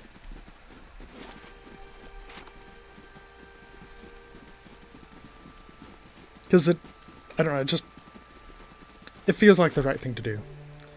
We're doing things random, it's the god of randomness. I mean, let's just go. We will stop by Caed Nua on our way there to add Aloth to the party for when we head back to the, I don't know this castle's history, but I feel confident saying it must have seen better times. And we also have a quest to pick up, that's right. Okie dokie. So, who do I want to switch out?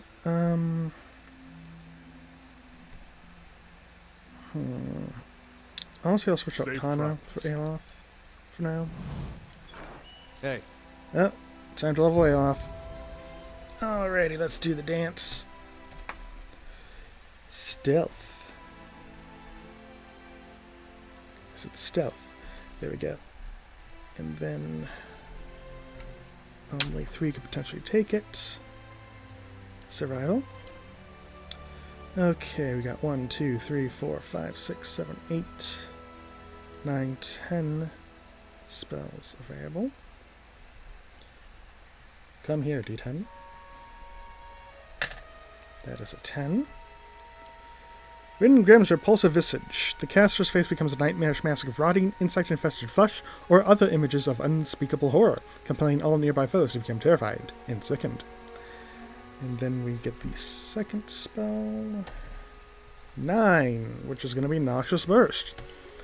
Spews forth a poisonous cloud of foulness that causes corrode damage and leaves victims sickened. You're a sick dude, Aloth. You're a sick dude. Hey. Let's pick up that quest. And the Grand Keep.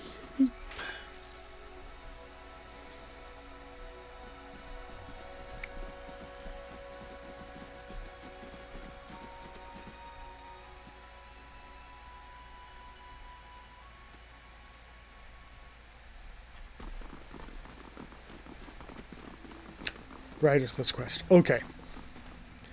Greetings, my lord. I bear an urgent message from Chancellor Warren of Defiance Bay. He requests that you meet with him at the earliest convenience in the Ducal Palace. Your claim on Caed Nua has been called into question by the Gathbin family. Earl Redmar has issued a ruling on the matter, but both you and Lord Gathbin must be present. I'll go meet him then. The Chancellor will await you in the records room of the Ducal Palace in First Fires. So I am going to prioritize doing this one before going to the Catacombs because it gives a very good item for a wizard. Let us just say that.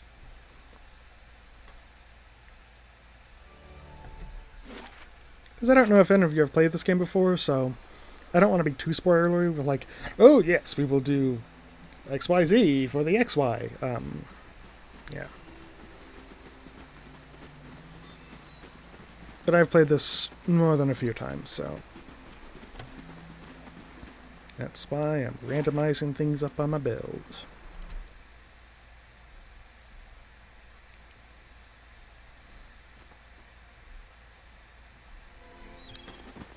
Okay.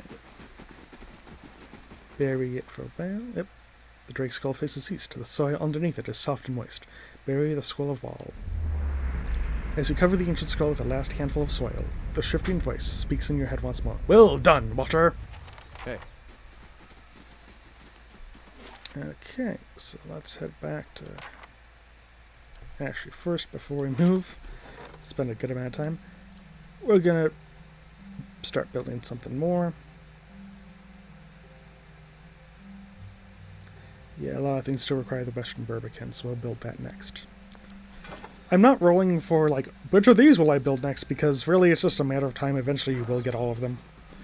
There really isn't any, like, way to get locked out of anything. It's not a case of, like, I do this, this becomes my build. It's just a case of what order will I get things in. So that's why I'm not rolling for that kind of stuff, because you will get everything. Right, it's just a matter of priority. Okay, so first, let's head back to the Hall of Revealed Mysteries.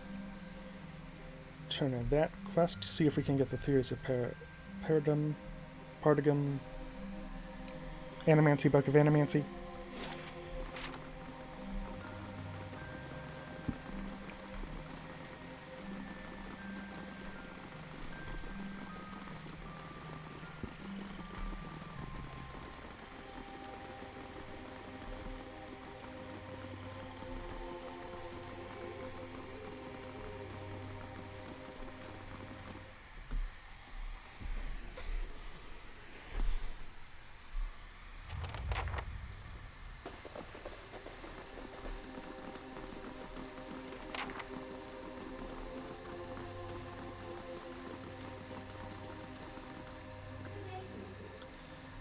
I found the scroll, but Will asked me to hide it again. I call anyone else a liar with a story like that, but coming from you, there's a certain logic after all. And if you've served well, then you've served me too. Will is both a keeper and a discoverer of secrets. May this hood aid you in revealing what is obscured and keep you hidden from those who wish you harm. You are also free to visit the Elder Archives and take whatever books or scrolls you find in the open. Spreading and circulating new mysteries is part of our service to the obscured. An answer named Nida asked for me to retrieve the theories of Pandagram from the Elder Archives. Thank you for letting me know. I'll be sure to tuck that time away from prying eyes and see that this Nida never sets foot in here again. In the meantime, here, a token of our appreciation. Oh, that just ends that quest. Hey. Okay. Yeah, that just ends it. Oh. XP is XP. Alright, and did unlock this. These are like expeditions. You can send your followers on them. Where it says duration turns. Turns happen as you complete quests. So it's not like a time up thing. It's like as you progress through story and side quests. Generally, these are worth doing because there are some fairly interesting items that you can only get through them. So, Stella Stones. Apahulio farmers in the Exomoto Plains discovered a large and elaborate ring of small outer pillars in a secluded southern valley. Though presumed to be connected to the Ingwithans in some way, the pillars do not appear to be connected to any ruins. However, since the site was discovered, farmers from up to 50 miles away have gone missing, eventually discovered days or weeks later in the Ring of Stones, permanently petrified. As the Apahulio have little experience with outer pillars, they are calling upon Raid Saren, Dear Woodens, and Glenfatherns for help. Wilson Sangi. Zagani. Yep.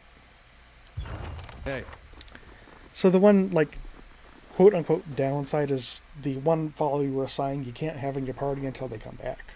That's basically it.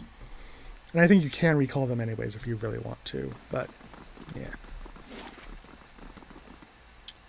Alright, so...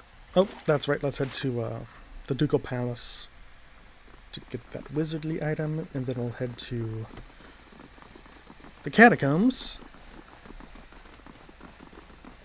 to continue the quest.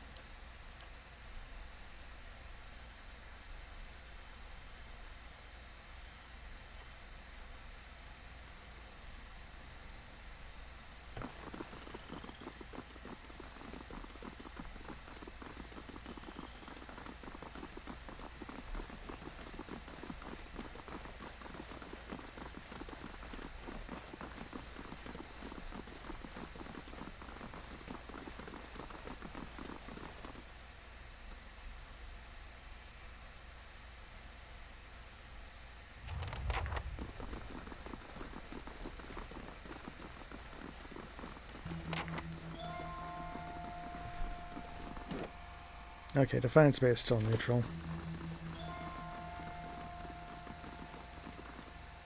I think you need to get it to at least hero to proceed on Erda's quest with Records Keeper. Chancellor Warren. Thank you for coming, Clarence Wong. I've been trying to track you down for some time. This is Marshal Foran, Earl Badmar's military advisor. He will serve as a witness for this proceeding. Just as at the man across to him. Well met, Road Warden. Your reputation precedes you, I admit. You've created a bit of a stir throughout the nobility with your reclamation of Cadnua. Most are still not what you're sure to think of it. What's this about? The legitimacy of your claim to Cadnua is in question. Earl Badmar has issued a ruling on the matter. Cadnua was abandoned for over a century, and I've claimed the land through strength of arms. My claim is legitimate. If there were no other claimant, that you would be correct. Unfortunately, this is not the case. All will be made clear once Lord Gathbin arrives. Do you have any questions for me while we wait? I don't have any more questions. Yeah, why not? Tell me about Earl. Earl Badmer came from an esteemed line of lords that rose to premise of the War of Defiance some 150 years ago. The Deerwood consists of 7 earldoms. The Badmars govern the northern earldom known as the Grasp. As to the current Badmar, he is as fine as a man as I know. It is an honor to serve him. Tell me more about the Grasp. The Grasp is now the largest of the 7 earldoms after it's consumed the pre-war earldom of Yenward. It encompasses notable settlements such as New Helmar, Garen's Grasp, Gilded Vale, and of course Cadnua. Yenwood? When the Deerwood was a mere colony of Ader, it was divided into 9 earldoms. When the Adirans were defeated and ultimately driven out, 2 of the earldoms were absorbed and borders were adjusted. The Yenwood was one such earldom. What do you know of Gathbin? Well, I've met him but once. It was ample time to determine the character of Lord Arleder Gathbin, or lack thereof. He is descended from an old Deeran line that predates the War of Defiance. His great-grandfather, Ranig Gathbin, was the Earl of Yenwood during the war, that is, until he was stripped of his lands and driven from the Deerwood. Do you know which way Earl Badmar has ruled? I'm sorry, my lord, I do not. The Earl's decree is sealed. What was that about Road Warden? The one who rules Cadnua on behalf of the Earl of Yenwood is traditionally known as the Road Warden. Your position might not be entirely official yet, but the title is an appropriate form of address. I don't have any more questions. Your timing is impeccable. Here comes Lord Gathbin now.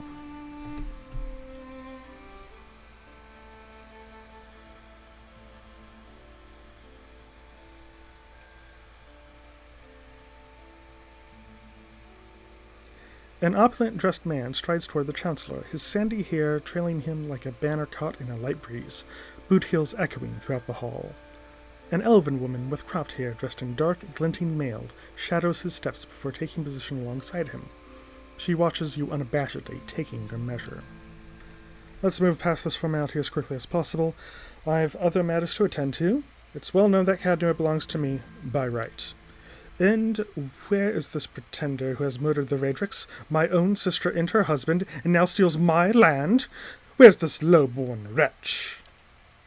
Waring clears his throat and glances at you. This man here? This is the Lord of Cadnua? I thought he was just another servant, perhaps a valet or a porter.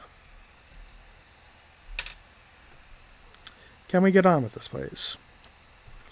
Ron breaks the seal on the scroll and unfurls it.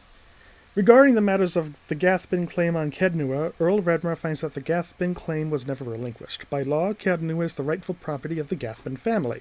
I knew it. Gathbin smirks at you triumphantly.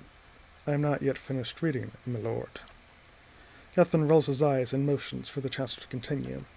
However, the Earl recognizes Clarence Wong's part in reclaiming Kednua, a site that has stood abandoned and even, some would say, cursed for over a century. Before Kednua is returned to the Gathbin family, the Earl has decreed that Lord Gathbin will provide compensation in the form of... Absolutely not! My lord, the amount is quite reasonable and a requirement for your land to be returned to you. If you'll just allow me to finish...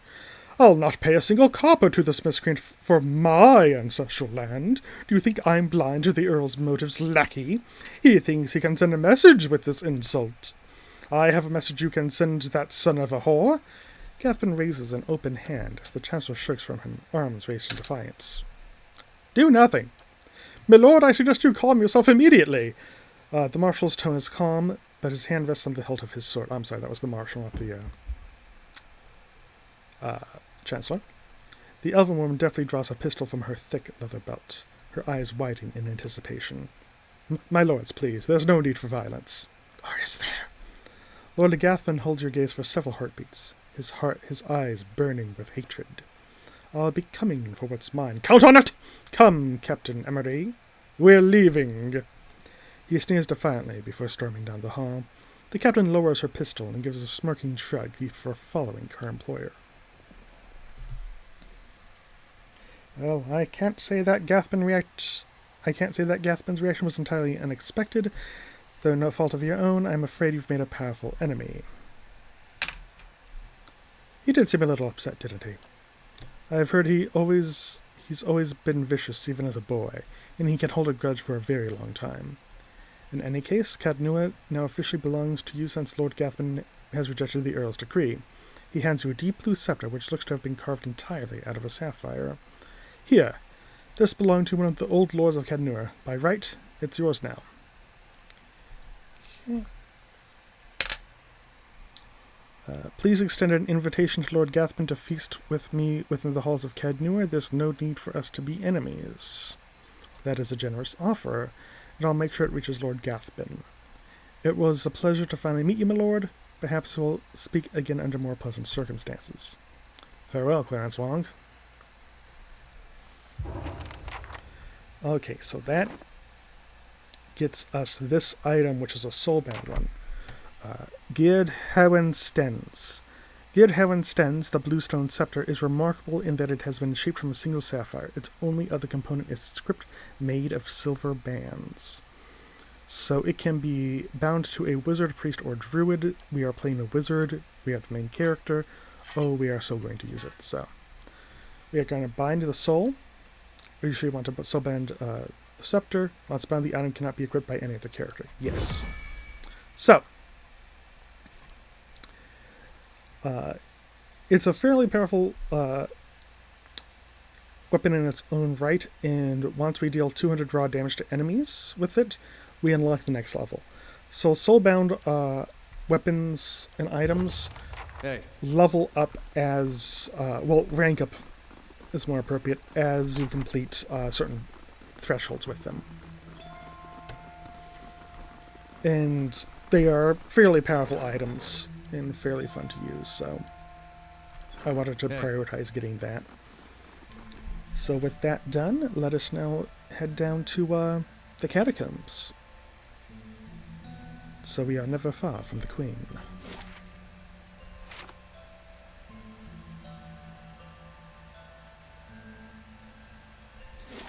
Actually, first, before we head into the catacombs, I will stop by the Goose and Fox, just to rest and get a rest bonus. Tear out all your hair and check yourself into the sanitarium, or you can wait for better days.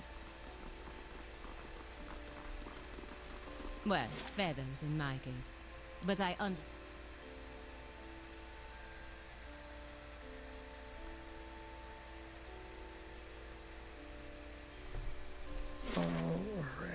Goose and Fox.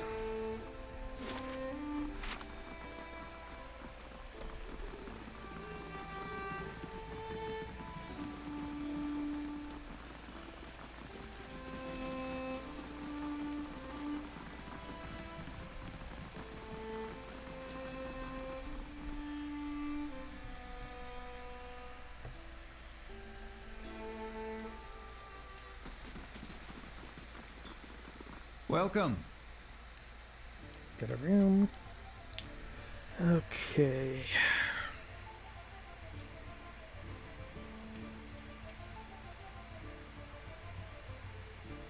I'll take this one. Hey.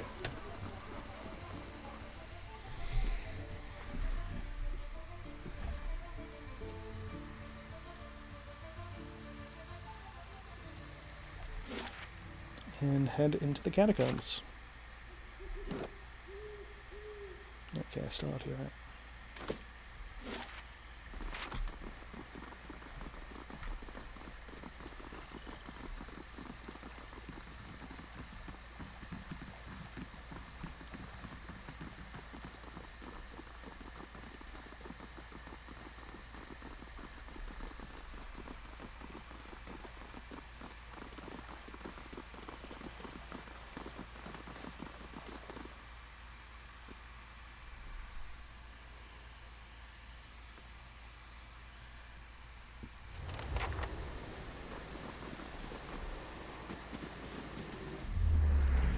As you approach the dead man, you can feel the faint traces of his soul lingering, a stunned uncertainty holding it in place. When you near without warning, the soul hurries toward you, as though you were a solitary light in the dark gloom of this place come to usher it away. Its essence invades your consciousness. You are in a different body now, walking deeper into the catacombs, cloaked in a dark robe with a mask pulled over your face. You're following a familiar path along the canal, heading to a room built around a statue of a figure wearing a robe much like yours. Others await, clothed in hoods and shadows. Ahead is another figure dressed like you, traveling in the same direction. You don't know his name, and that's how it's supposed to be. Out of the darkness, something monstrous grabs the other figure. You turn to flee, but find yourself face to face with a troll. The panic pounding through your brain is interrupted by razor-edged teeth and claws. You snap yourself out of the dead man's memory. The corpse lies on the damp and grimy ground. His hood and mask are missing, and his clothes are shredded.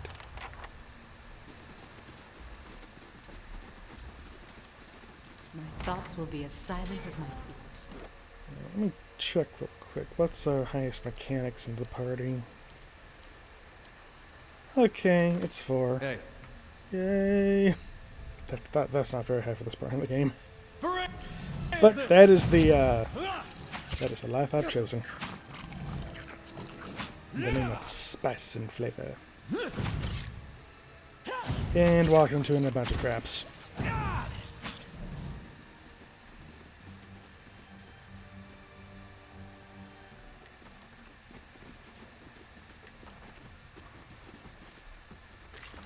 Ooh, money. My thoughts will be as silent as my feet.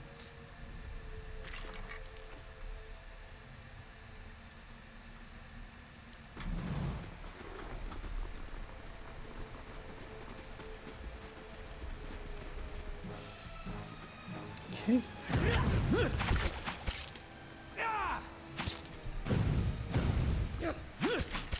Okay, here comes that troll. You should have run.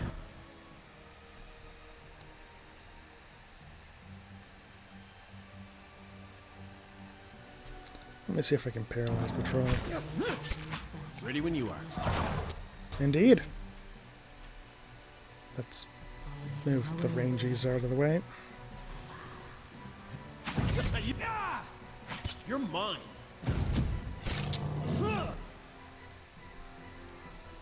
Have the deer do his knockdown. Nice. That's how it's done.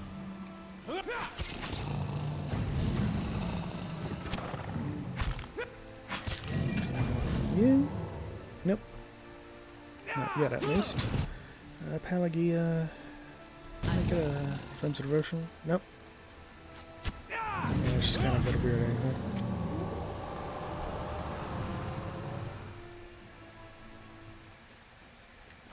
Of course.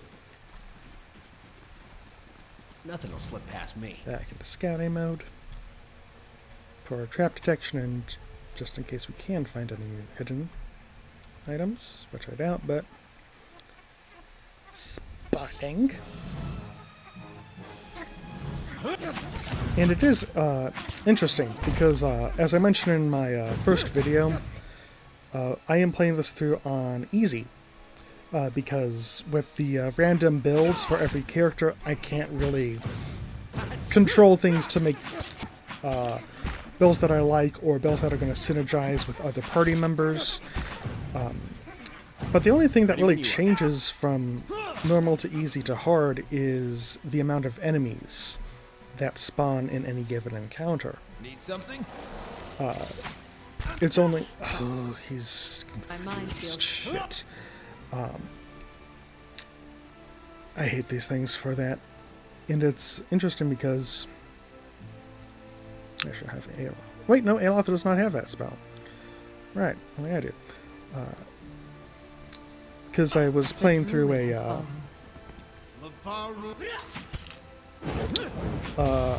different playthrough on my own. Just as I was like, oh, I really want to play more Pillars, but I'm not streaming right now, so let me start up just a separate playthrough. And I'm playing through on normal on that one. Hey. And it's interesting to see just like how even on normal there's a lot more enemy density.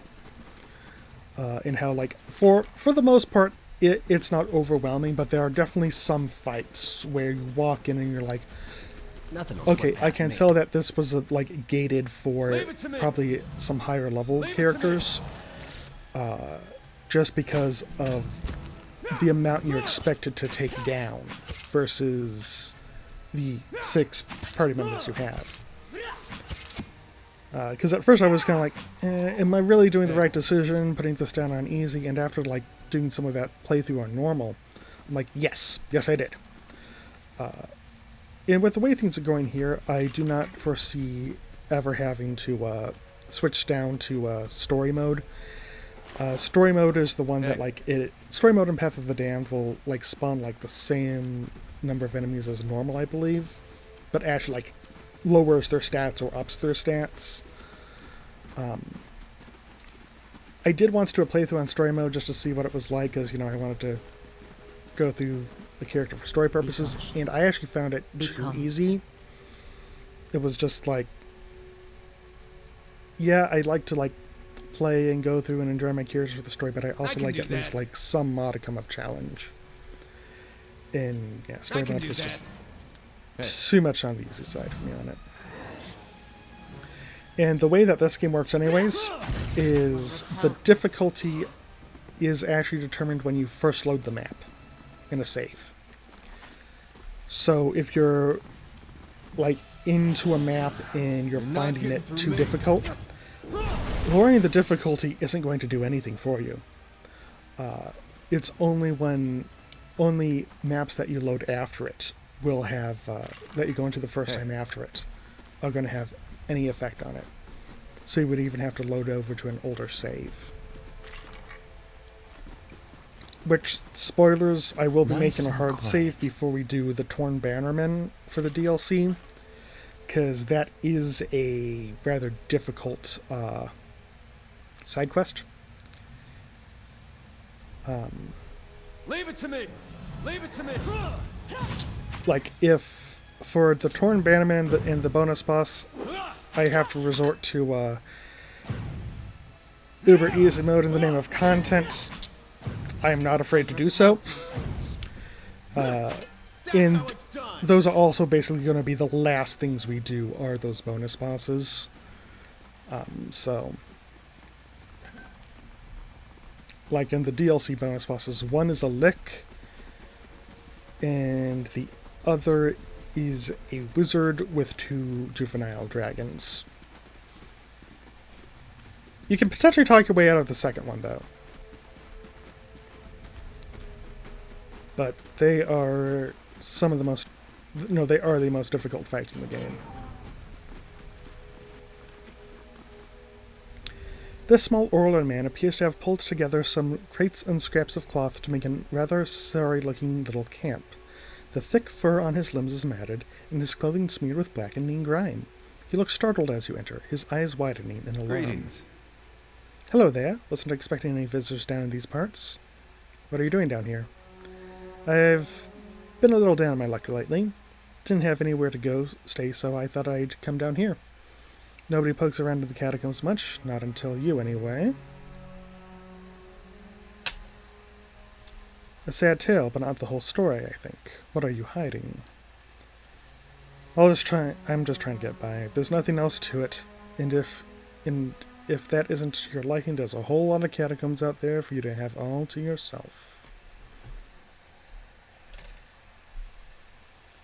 Ask my questions while you still have teeth in that lying mouth. Ah! Alright, no need for that. Very well, it's true. I've been hiding from the knights down here, but it isn't what you think. It was an accident. It's been hard for me here in Defiance Bay. I suppose I thought if I got involved in city business, if I made the right friends, it would get easier in time, and it did, really.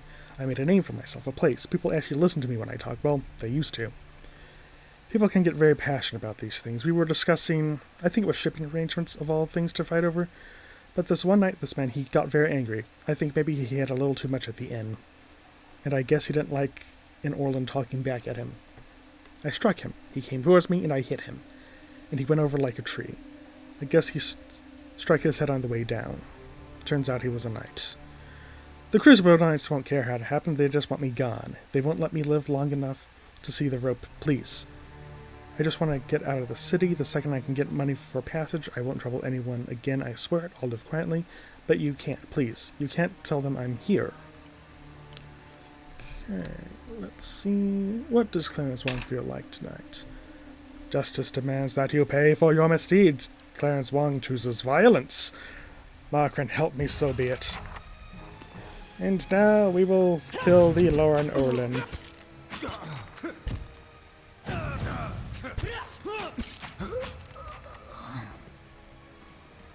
But there was a bounty on him, so we can collect that.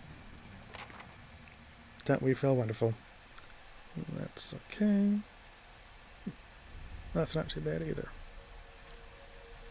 Let's see what Heravius has on currently. He currently has on fine leather versus this fine hide. Okay, yeah, he's already got something better. Hey. I'll see what I can find. Lore book.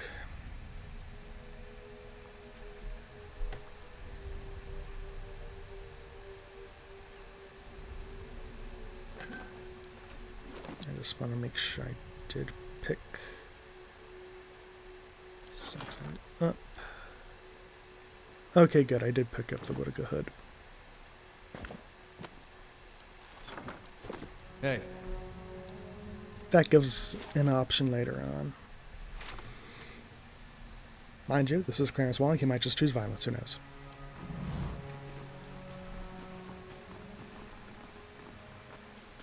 Nothing will slip past me.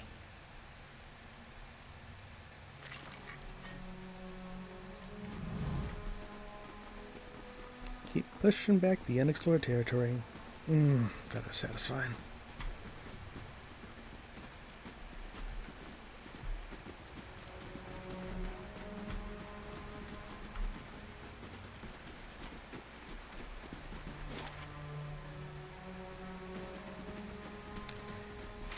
Yeah, the map takes a while to load in this area. I don't know why.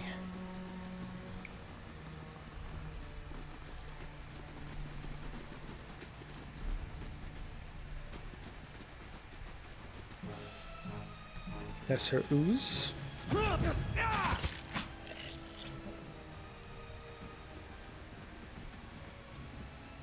Your thoughts must flow deeply indeed. Hey. If secrets whisper here, I shall listen for them.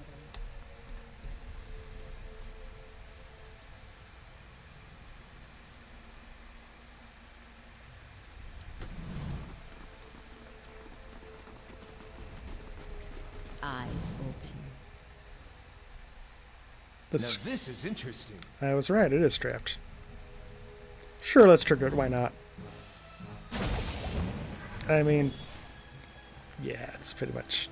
I know we do have a few scrolls that allow us to buff our mechanics, but I'm gonna be holding on to those for later on. Okay, so while that does its thing, let's check out the other places.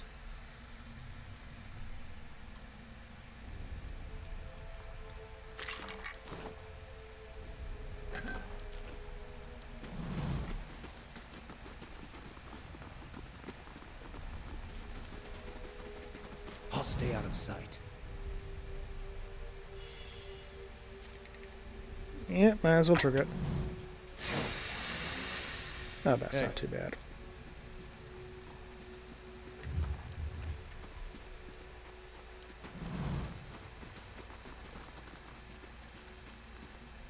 Hey.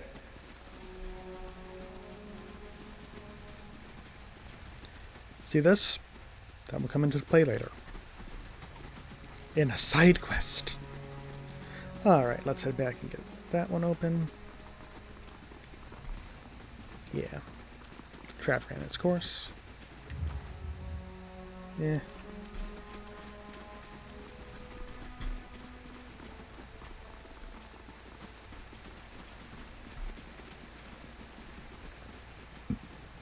Black ooze. That's how it's done.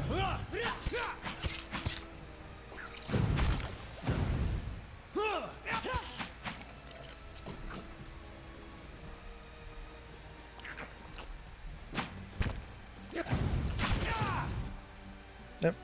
To do that, I'm going to click on him. Have him go kitty cat mode. And have him go kitty kill mode.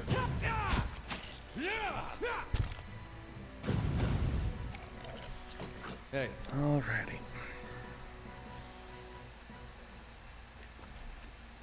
All right then. I am going to check real quick. Yeah.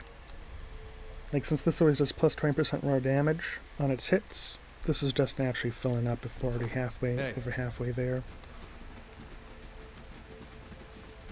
Oh, yet another black ooze. And all my ranged are in front, so let's, oh my god. Run away from the slowly advancing slime! And don't get caught on each other, god damn it.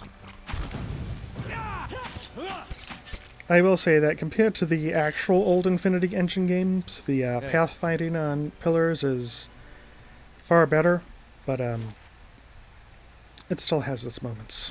All right then.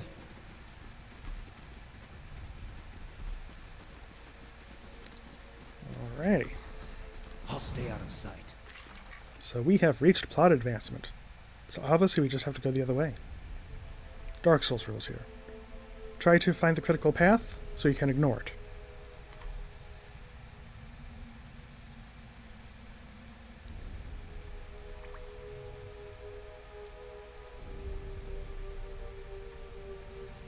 I'm going to do a quick save, because I really should do more of those.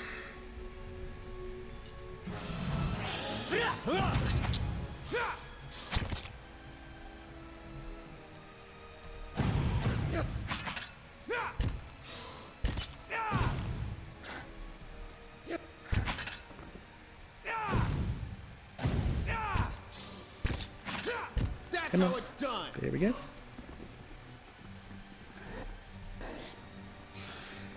Yeah, like for instance, just as an example, in normal mode,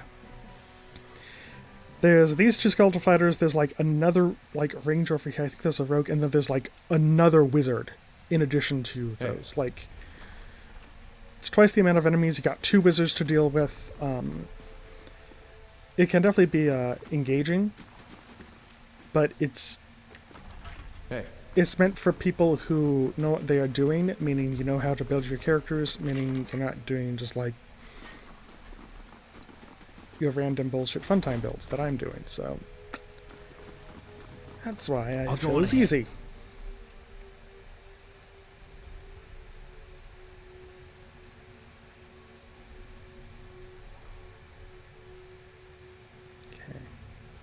Okay. Now, I know that there are traps in this corridor, and I do not think we have... Yeah, we do not have the mechanics to see it, so we're going to take a while, let our endurance refresh.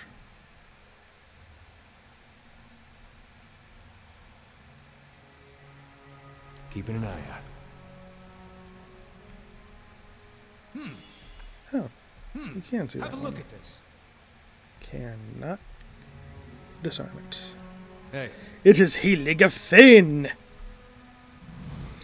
A lone figure in tattered robes shuffles across the chamber, muttering under its breath.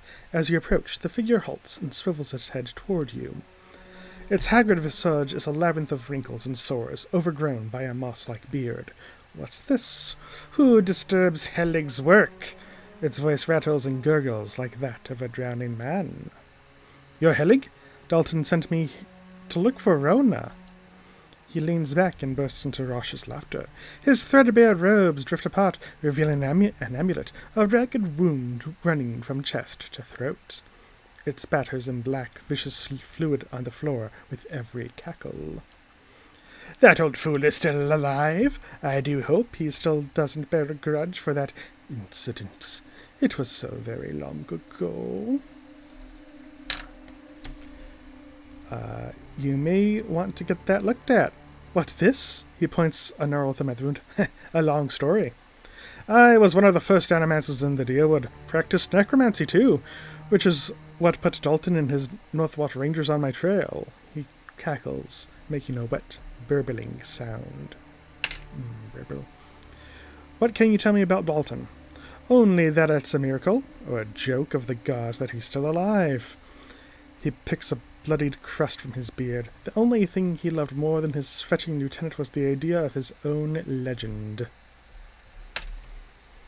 He said you killed Rona and the rest of the Northwatch Rangers.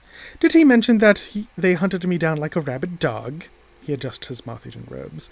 I just wanted to continue my studies. Attitudes towards animancy were not what they are now.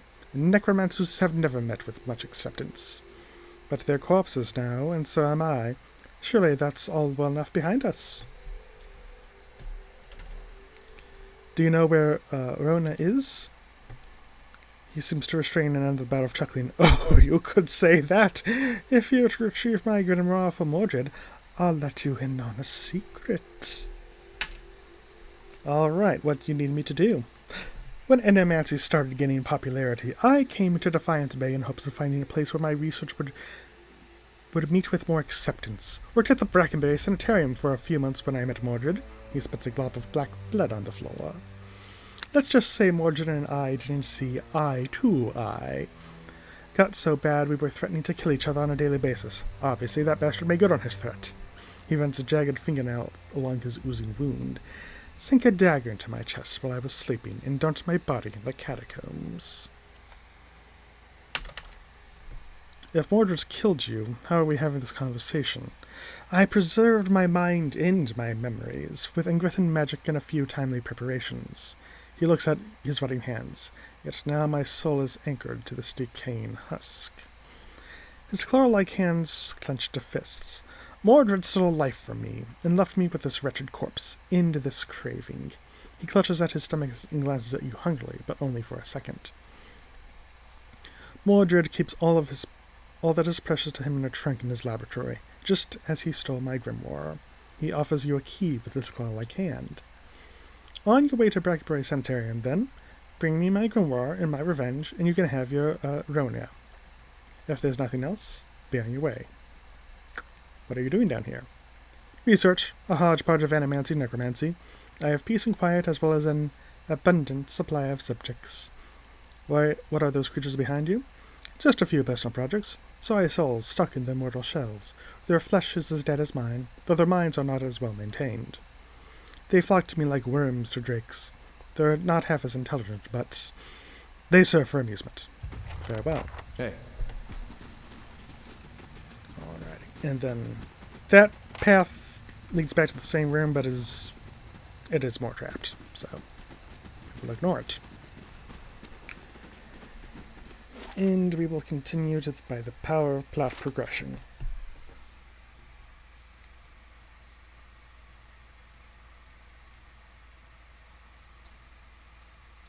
Game's paused.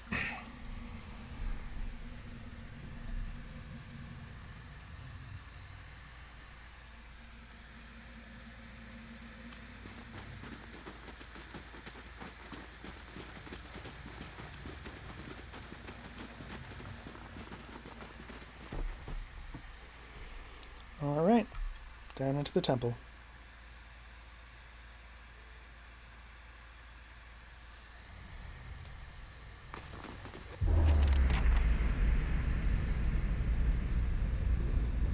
In front of you looms the ghostly, hollow image of the man who was present at your awakening. He casts a pale, sickly light in the dank corner as he regards you. You are from Decrepit, my boy. His words are an echo in your mind from a time long past, and you know your response before you speak it, as if it has always been. Only recently. A remarkable city. Truly one of the most impressive we have encountered outside of our own. Many exceptional people who have joined our cause come from Decrepit. What made you decide to join our order? I am honestly not sure. As long as you are assured in your faith, the rest is not so important. Are you ready to take the oath? To spread the word of the gods to the lost and heathen? I am. And this got completed. The trip to the Ixamontl Plains was largely uneventful, but Sagani discovered a grisly sight upon arriving at the Apuhulio Aldra Circle. Over 50 locals had become permanently petrified among the stones. It took a few days of investigation, but Sagani learned that the abductions all happened at specific times of night and in a pattern for miles around the stones. With the assistance of Apuhulio, mathematician and philosopher, Sagani was able to expose the killer, an extremely powerful Audrigan that had been protecting the Aldra Circle for centuries. An Audrigan is a type of dryad in this setting. When Kith discovered the secret place, she began systematically stalking and petrifying anyone who lived within walking distance of the site. Sagani led a protracted battle against the creature with the help of locals. And we get this one, Mossy Rock.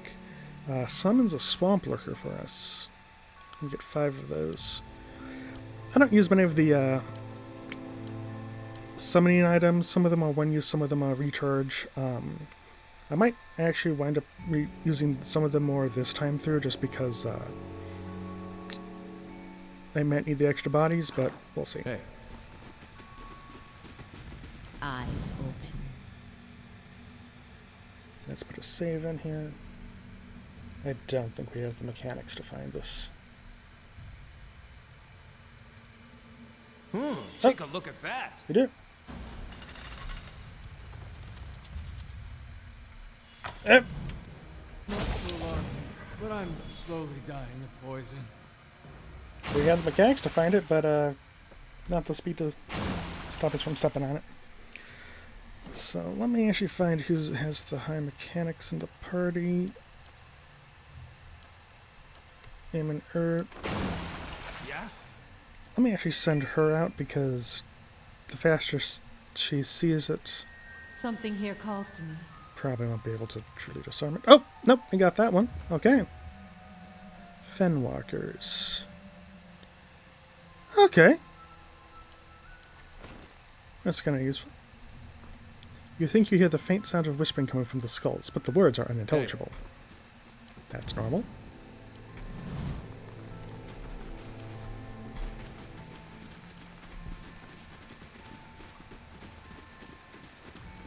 Hethmig. The mercenary eyes you warily as you approach, his weapon readied. What are you doing here? You don't look like one of the masked lot. Take care, Watcher. This one's mind is edged. He seeks to know your purpose. Well, let's see if we're going loud or not. You're right, but then again, I go wherever I want. The guard whistles sharply, and you hear shouts of alarm in the distance. So with that, when I have 5 choices, I roll a d10 and basically treat it like a d3. And I rolled a 10, which treats as a 5, which in this case is attack.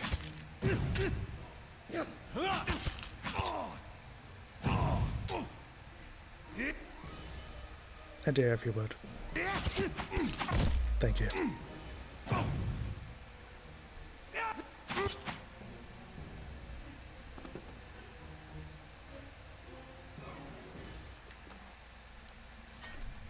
Now, one thing I will do, I don't know if it's too late to do this because we've already come on in loud, but I will put on the Budokan hood. Hey. Oh, yep. Oh yeah, we've already gone loud. And that is a merc. Yes, it's a merc. It's also a wizard. It's a mercenary wizard. Okie dokie. Oh, why not launch a fireball? Have you shoot. Have you shoot. Don't know if I'm able to switch back to my immune to confuse. So, nope, not in combat. Hervas, if you'd cat out.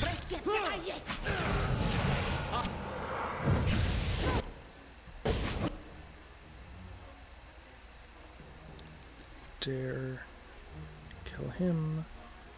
Hervas, kill them. Y'all shoot him. Good job, Adair. Didn't even need you.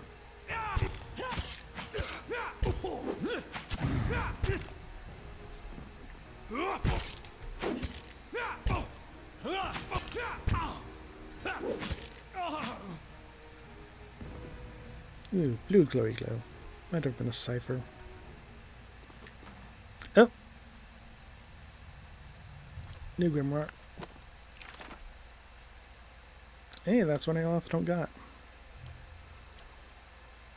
Alright, there's this one. Let me switch over to my own dude, because he don't got this one either. And might as well get web for him. Alright. Not too bad then. If secrets whisper here, I shall listen for them.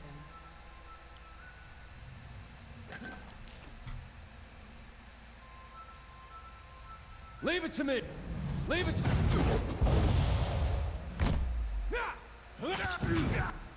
Alrighty. That took care of that.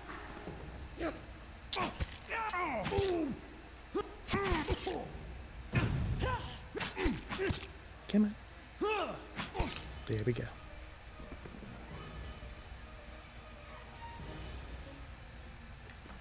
Of course. Slowly now. Just foodstuffs. I wonder if you'll be hostile up here. Okay, so he is hostile.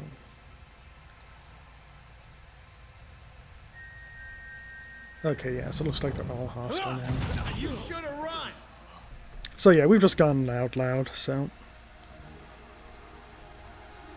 There's actually an entire thing where, if you have the hood, you can, where you pass that check, you can just, like, come on in, talk to them, learn the little passwords, Hey. talk to the Wudikins, figure out what they're doing, get their mission. What could go wrong?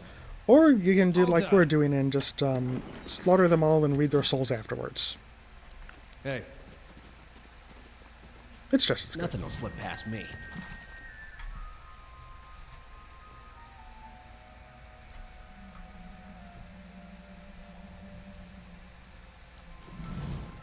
We'll put a save in here.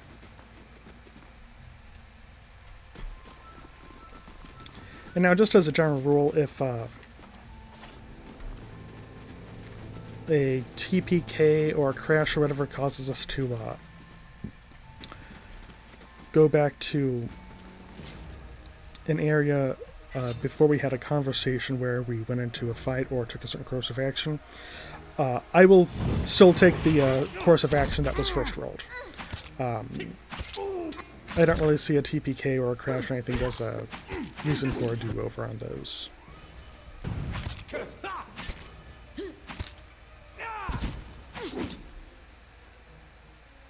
Trying to think here.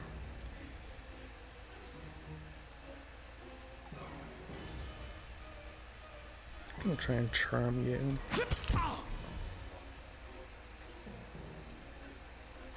Have you knock him down.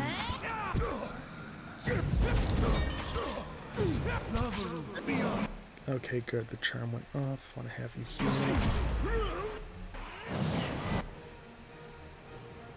Everyone on him. And that is a nice thing about ciphers, that they do have a lot of My mind feels charm sharp as abilities. steel. That's how it's done. Hey.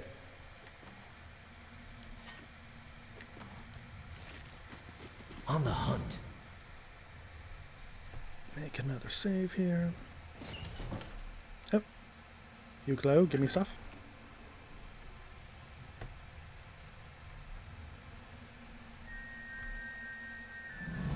Aloth falters and brings a hand to his forehead. He takes a staggering step forward, coughing and spurting. Back, ye clod! Those hooded fiends are nigh to be trusted. Aloth, hey now. Not the best time for that.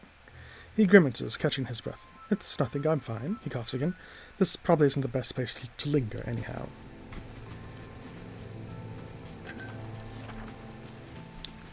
Alrighty.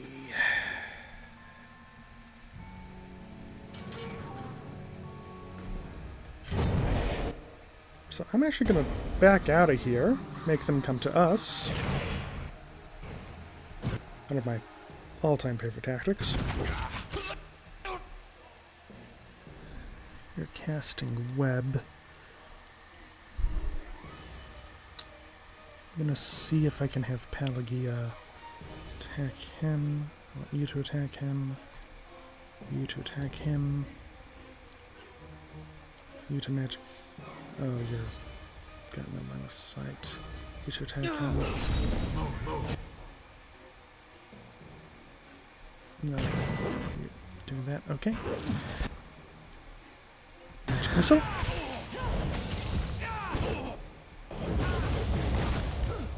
Oh wow. Okay, they're taking care of there. Take care of him. Adair, if you were to knock down the guy threatening the wizard, that would be... Heravius, that would be... No, that's the wizard he's threatening. Heravius, use your cat flurry attack, speeds up your attacks. Kill Sword Boy.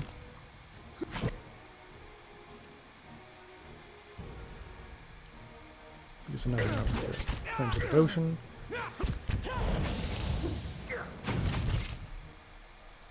Have Heravius self-heal.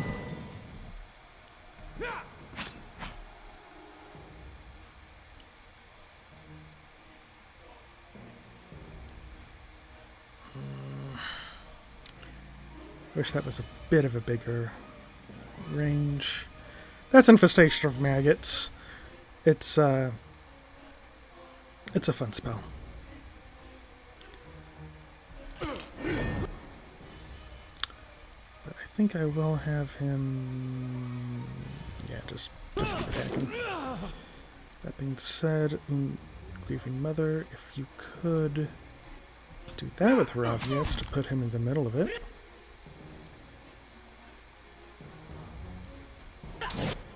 And try and get a knockdown. Miss.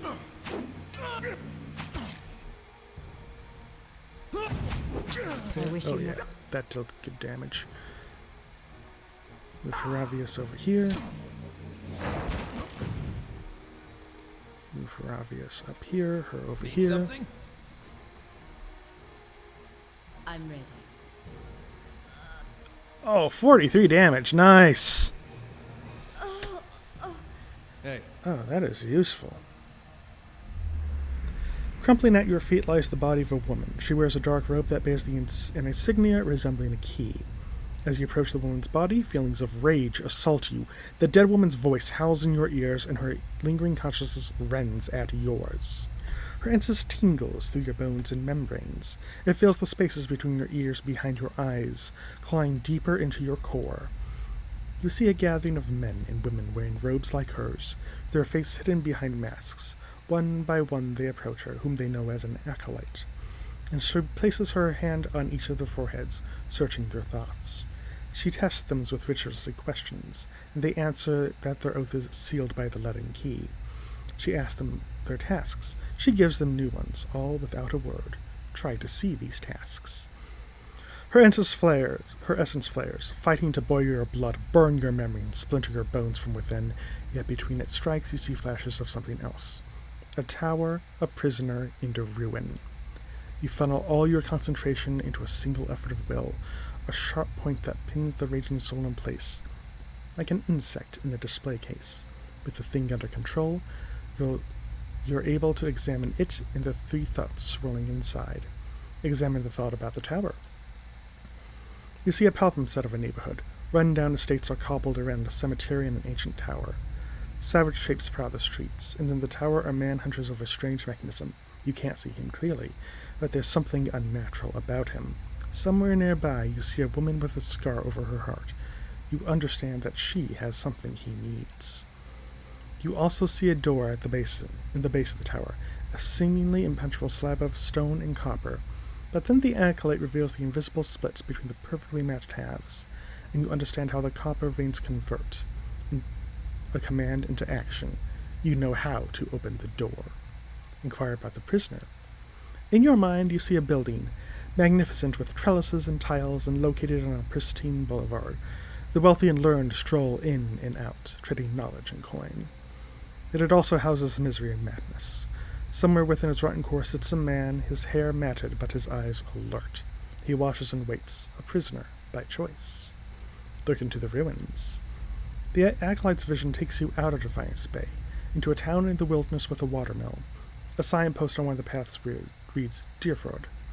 Several figures huddle together, shrouded in cloaks and hoods. An image of ruin suddenly looms in the mind. Two skeletal effigies flank a cleft in the mountainside. Back away. And our weapon leveled up. So now it has a 10% chance to cast Dominate on hit or critical hit, which is actually very useful. And for the next level up, we either have to deal 300 damage to dazed enemies, or deal 1,500 damage in total to enemies.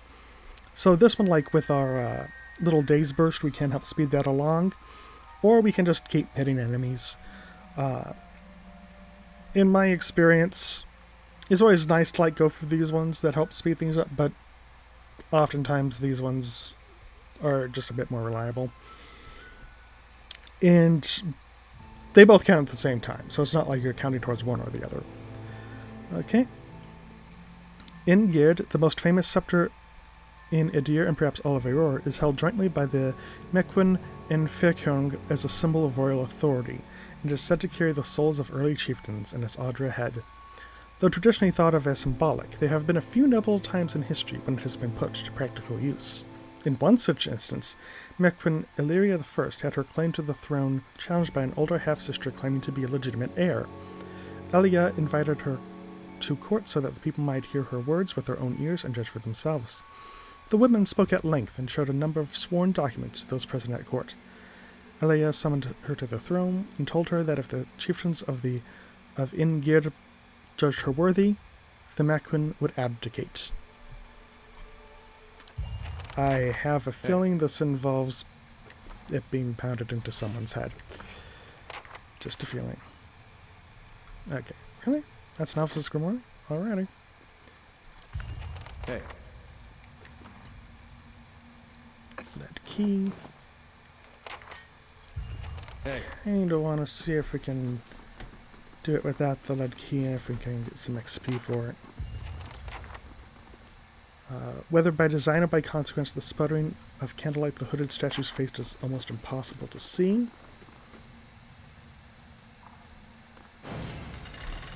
Actually, yeah, grab the key, I don't know what it's to. That and key. A lead key covered in a dark blue hood patina. Laying low.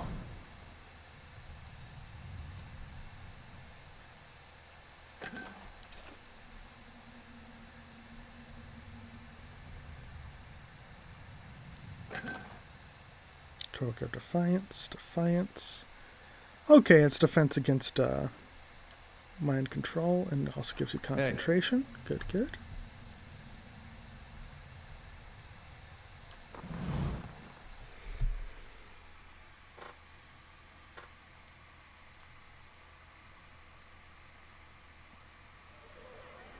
The Steward of Cadnua has received a letter for you. A moment, please. I feel I should... whatever happens... Okay. About my episode in the catacombs, there's something I should have told you earlier. Cross your arms. Wait. He clasps his hands together, slowly massaging a knuckle with his thumb. I meant no harm. I thought I could keep it to myself. That when we resolve the matter of your soul, we would also address my problem. I also have an awakened soul. But unlike yours, mine is a presence that shares my senses and my skin, making herself manifest at the most unwelcome times. He closes his eyes and grits his teeth. His lips quiver and twitch with the vestiges of some internal debate. Several seconds later, he opens his eyes again. They're watery and bloodshot. I'm sorry. I've tried to learn to control Isilmir. I've gotten stronger, but so has she. Tell me about Isilmir. Artless, uncouth, a creature of rash impulses and feeble faculties. She wags her impertinent tongue when she should listen. Aye, this one's fit to boil. Hard to get this gaff over anything tisn't to do with books and spell speak. I have none of her memories. Berth spared me that much, but her coarse manners and intolerable hill-speak suggest a provincial from a very, very long time ago. She tends to surface a hair's breadth from conflict, when the fuse has burned down and the teeth are on edge. And when she shows up, she doesn't stop to gauge the situation, she just acts. She seems reckless. That's it exactly. You recall the way she'd go to those villagers in Gilded Vale. She doesn't think and she doesn't back down, and trying to suppress that has been my problem for years. Why didn't you say something sooner? I learned to keep her a secret a very long time ago. Those with awakened souls are shunned, mistrusted. And after your experience with Meerwald, I'm certain you can see why. You need to be careful. Is this going to be a problem? Merely an annoyance. Although... He lowers his voice and clasps his hands behind his back. Minute twitches and spasms along his arms betray his fidgeting. Defiance Bay is said to have an entire institution dedicated to the study and cure of soul-related ailments. Since our journeys have already brought us to the city, perhaps we could speak with someone there. If it's helpful to you, we'll go. Thank you. This has been a great burden. Time to get moving. Hey. Okay, so let's go see the Steward of Cadnua. So that gives us the quest that's going to start up the White March. I'm not going to do it just yet. I'm going to wait until we have those 3 quests we got from the temple done. Because White March is a bit of a higher difficulty area. But not too much. I know it looks old and crumbling, but the castle is recent compared to what lies beneath. Cadnua is a newly grown sore sitting atop ancient bones. Okay.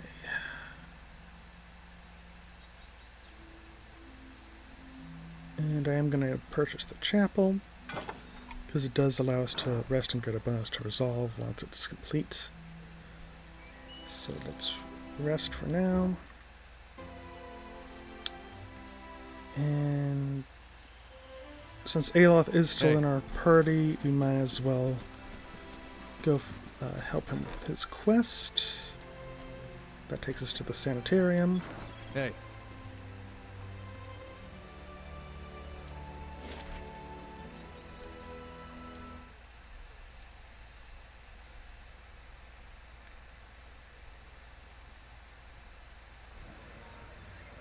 All right, then. It would be helpful if I actually went and picked up the frickin' quest I was thinking of when I went to Cadnua. Okay, let's go. I know it looks old and crumbling, but the castle is recent compared to what lies beneath. Cadnua is a newly grown sore sitting atop ancient bones. Pick up the Bailey. Now, on the plus side, another quest has spawned in the same room, so we can do a 2-for-1. Aren't we lucky?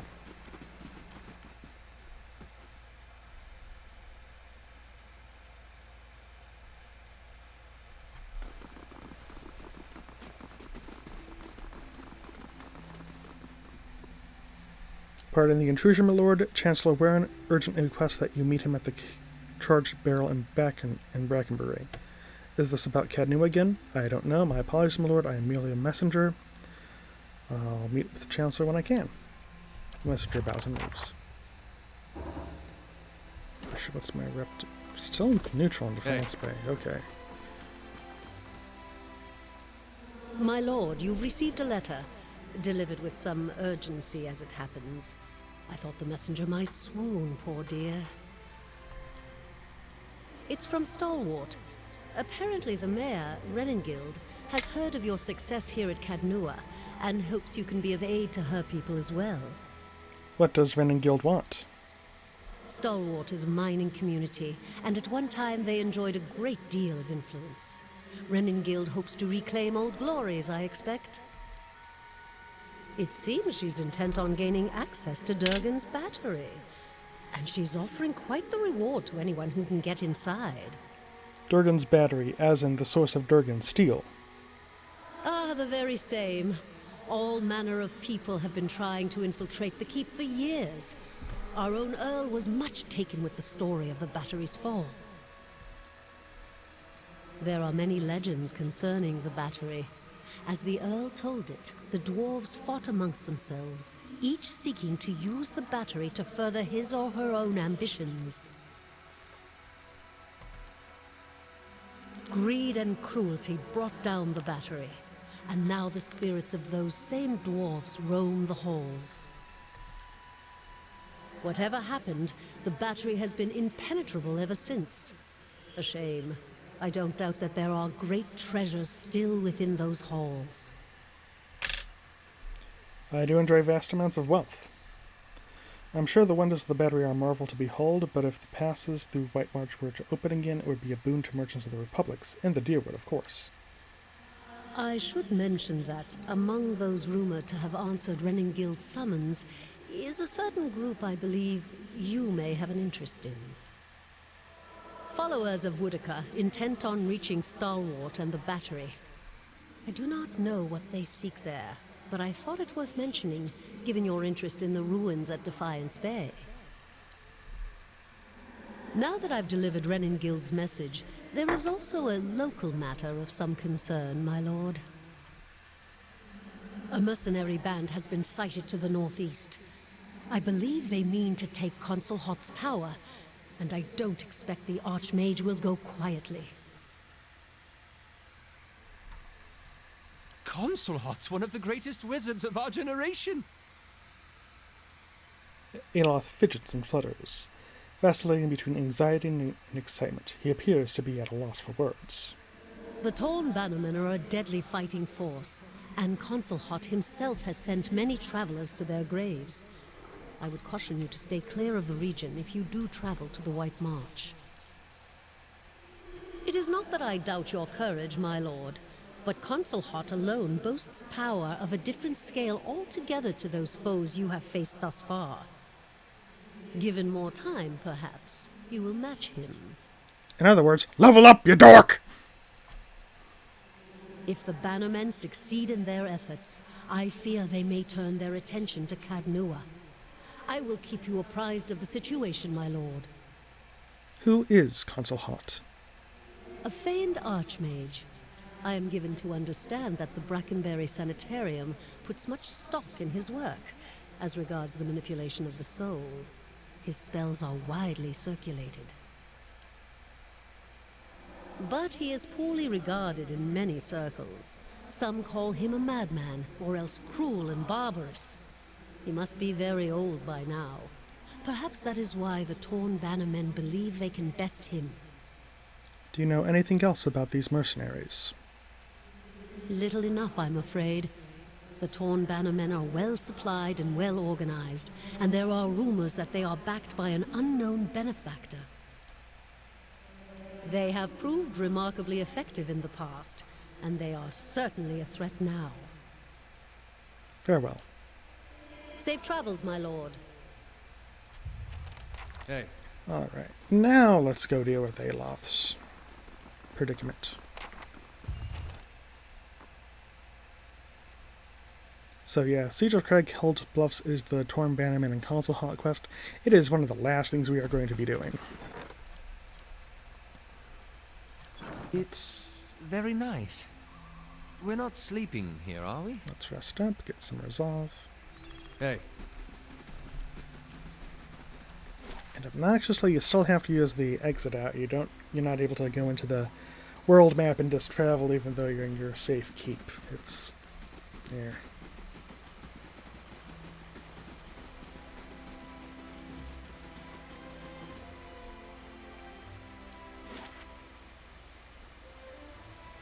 Okay, now we go to Brackenbury.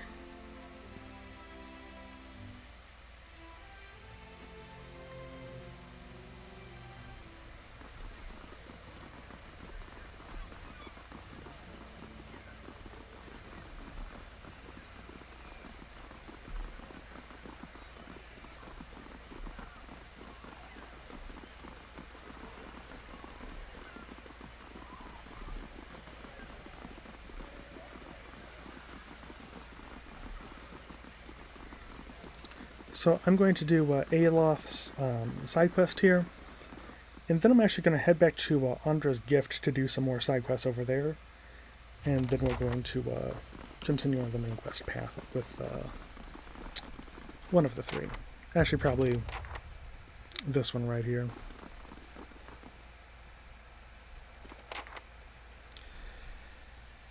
A well-maintained statue of a middle-aged man presides over the room, looking down unblinking over the bustle of harried academics pestered by the hopeful desperate. A strong warmth emanates from it that you could sense from across the room. There is a human soul stored beneath the stonework. You feel its attention turned toward you. It has been some time since a watcher graced these halls. His voice echoes deeply, rumbling the floor beneath you. I am envious of your natural insights, traveler. I can only imagine how it might have helped my work in life. Now, what is it that has brought you to the sanitarium? Oh, yeah, that's right, Mordred's also here. I'm curious as to how you've come to be in your present state. In the statue, you mean? Well, I was old, and it seemed wrong to me. A lifetime spent in pursuit of discovery, only to lose it all in death. Somewhere, someday, I would wake up in a new body none the wiser, and pursue a different course entirely, all that experience wasted. If we are ever to unearth the principle behind our existence, it will be in spite of our condition. Of that I am quite sure. To live on as part of something I helped build seemed to me a better legacy than what nature had in store. The transfer itself was quite simple as our techniques go, and for that I am grateful. Playing with souls is far easier to accept when they are not your own. I do miss being able to take an active role in the scholarly efforts here. Now and again one of our animasters will humor me and consult over some problem, but they are a jealous breed and are too often afraid to collaborate. If you are considering it yourself, I can tell you it isn't for the easily bored. Does anyone here know anything about awakenings? There's an animist on the lower floor who came all the way from Revua to study them. Take the stairs down and look for Belaseg. I'm looking for an animator named Mordred. Mordred, of course. You will find him downstairs, in the first room on the right. Farewell. Hey.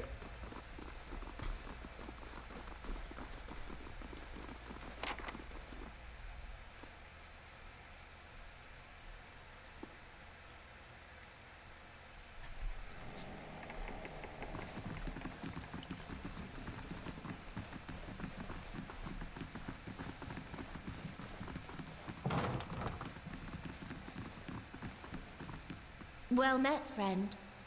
Akossi, here I am, looking so hard for answers in my research that I did not see the kith standing in front of me. What can I do? I'm looking for an expert on awakenings. She laughs bitterly. Ach, that would be me, though the lack of research subjects has made me more of an expert in counting floorboards. I would like to transfer animancy's success in buttressing pre-awakening souls to soothing those whose souls have already awakened. But I need subjects, and most of the patients here are too broken to produce reliable results. It is a tragedy to have come so far for nothing. You're in luck. I have a volunteer. Gallarde, who is it? I don't know about this. Don't be silly. The process is perfectly harmless. All you must do is stand in that cage. I beg your pardon. I jest. Your dance are so uptight. I do not even know what the thing is used for. It belonged to the last occupant of this office, I think. Now, they upgraded him to a cell. Again. I jest. She rubs her hands together, getting down to business. So, I need you to sit here. She takes Aloth by the shoulders and steers him to the couch. And try to relax, but don't try too hard, then you will not be relaxing. Indeed. His eyes are humorless. And you must also wear these. A little cold, but the copper will help conduct your essence.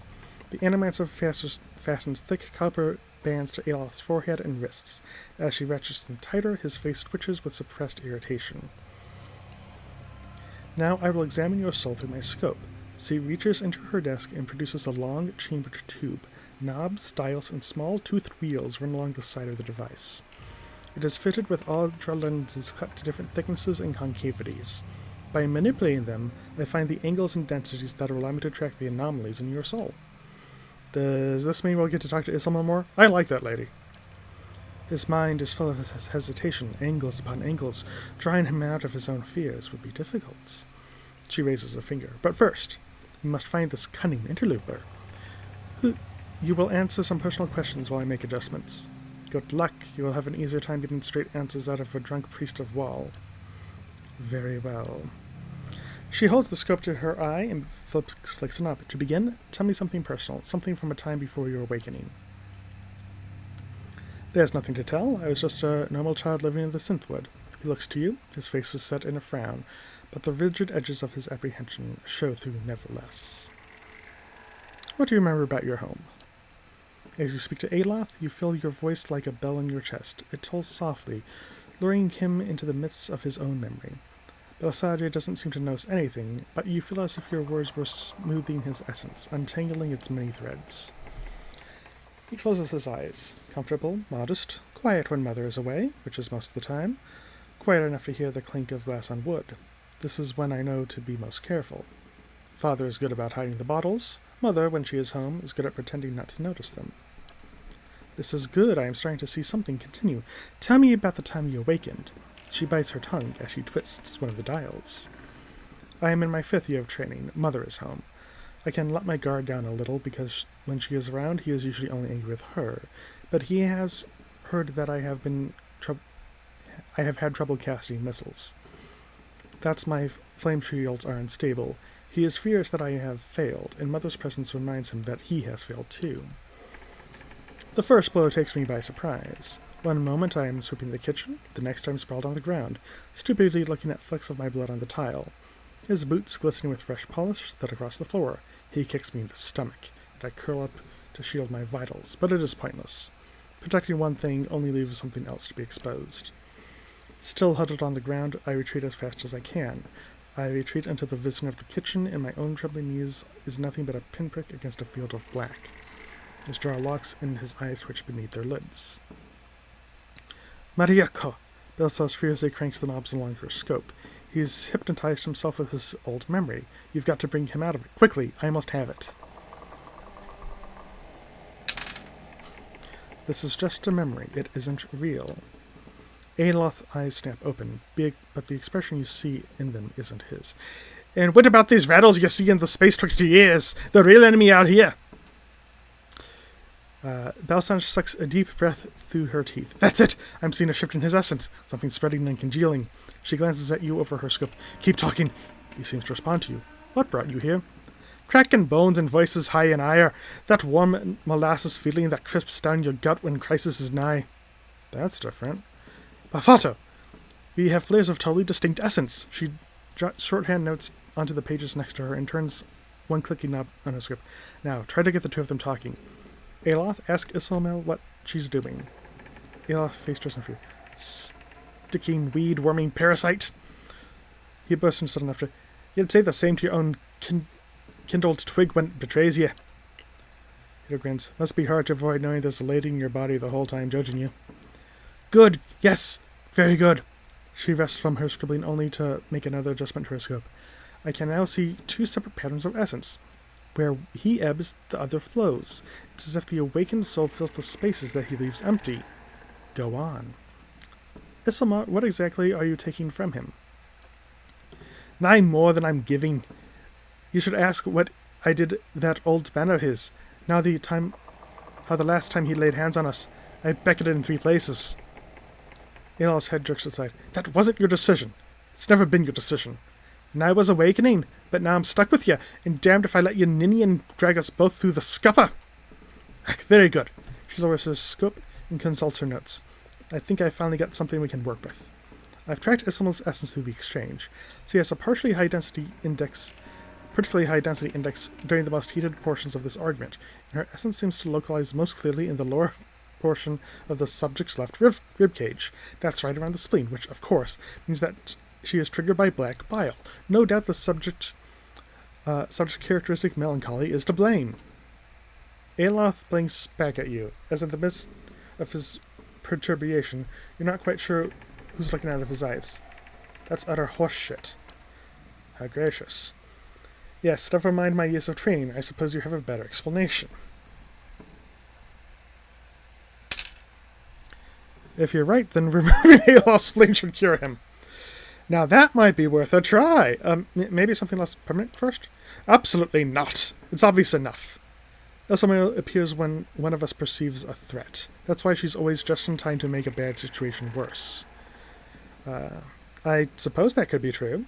I'll have to check this against other research. Well and good for you, but what does that mean for me?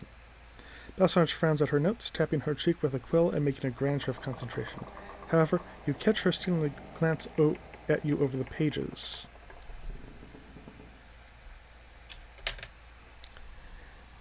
She did you a favor by dealing with your father, didn't she? I think she's trying to help you stand up for yourself. You may not like her methods, but you should hear her out. If you had to listen to her half as much as I do, you wouldn't say that. He scowls, but you know something thoughtful in his frown. I've got a lot of process. Regardless, thank you for your help, Clarence Wong. He does not look at Belisage. She sets her notes on the desk and returns to her scope. Well, I hope this has been as useful to you as it has to me. I finally have material worth publishing. You'll be the toast of Rivera Frente Aloth. His grimace melts in a quick smile. Aye, advancing the right-wise principles of animancy. Just what you've always wanted. As you turn to leave, you catch a darting movement out of the corner of your eye. Belisage is humming to herself, still occupied with the scope, but Aloth is holding her notes. He's just about to tuck them into his cloak when he catches you watching. He holds a finger to his lips as his eyes wide and imploring. Please, I don't want my personal information published like this, especially not after her nonsense. Fair enough, but do it quietly. Not to worry. We'll see to this on our own. Hey.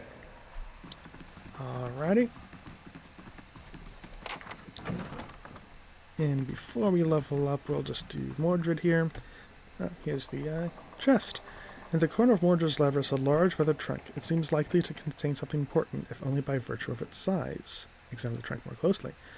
Nothing grabs your attention except for the large padlock on the front. Whatever this animaster keeps in here, he does not want anyone else to have or see.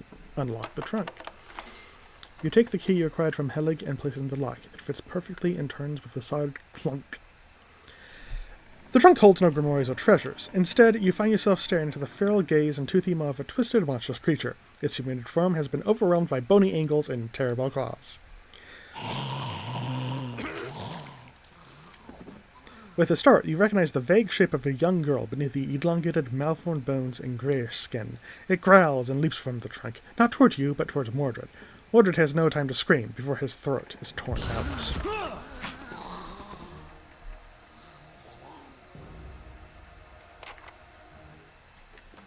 Well, that happened. Of course.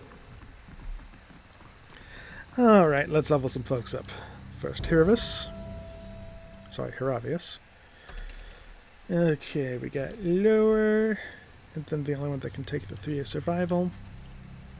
Okay, for talents, it's going to be utility category. 1, 2, 3, 4, 5, 6, 7, 8, 9, 10. 3. Arms bearer. Yay, more weapon sets. Totally useful. Okay. Level up Clarence. Do the skills. 7. So that is mechanics. The only one that can take the 3 is survival.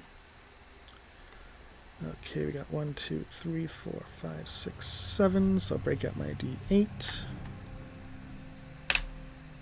That's an 8, so roll again. 2. Yes, alters delay of motion.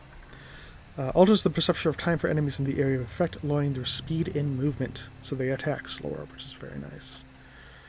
And for a talent, utility category, 1, 2, 3, 4, 5, 6, 7, 8, 9, 10, 8. So 1, 2, 3, 4, 5, 6, 7. Secrets of Rhyme. Increases freeze damage and damage reduction. So I do more damage with frost spells and take less damage from frost attacks. And finally, Grieving Mother. Cocked die on her skill check. Ooh, survival. Nothing can take a 2. 2, 3, 4. That's a 1, so that's going to be Pain Link. Maintain links nearby enemies to the target, forcing them to experience a portion of all damage the target suffers. That's actually pretty nice. And finally, her talent. Defensive category. 1, 2, 3, 4, 5, 6, 7, 8, 9, 10. And that is a 9, so that is Weapon and Shield style. Equipped shield's deflection bonus are increased and grant an equal bonus to the character's reflex. He doesn't really use shields, but so goes the dice.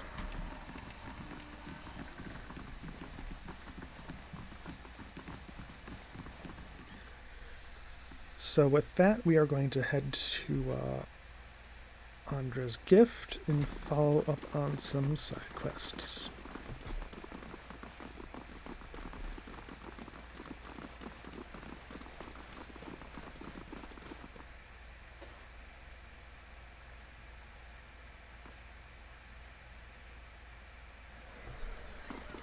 Actually, we'll talk to Aeloth, see if he has anything follow-up. So now do you understand a little more about Isselmere? No, thanks to the Animancer. My spleen back bile, come on.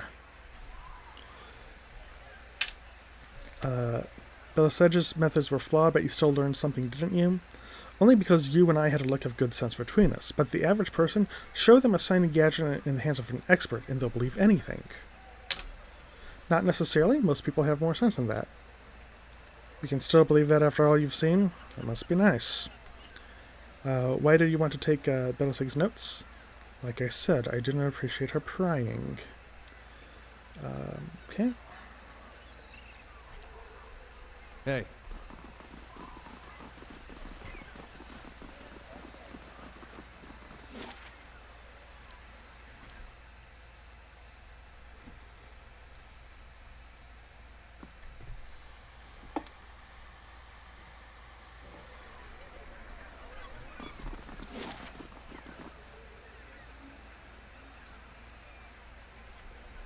Let's start off here.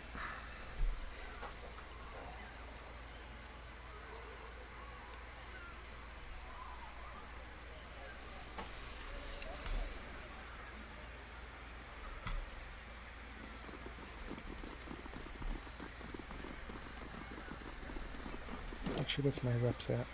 Define space still neutral.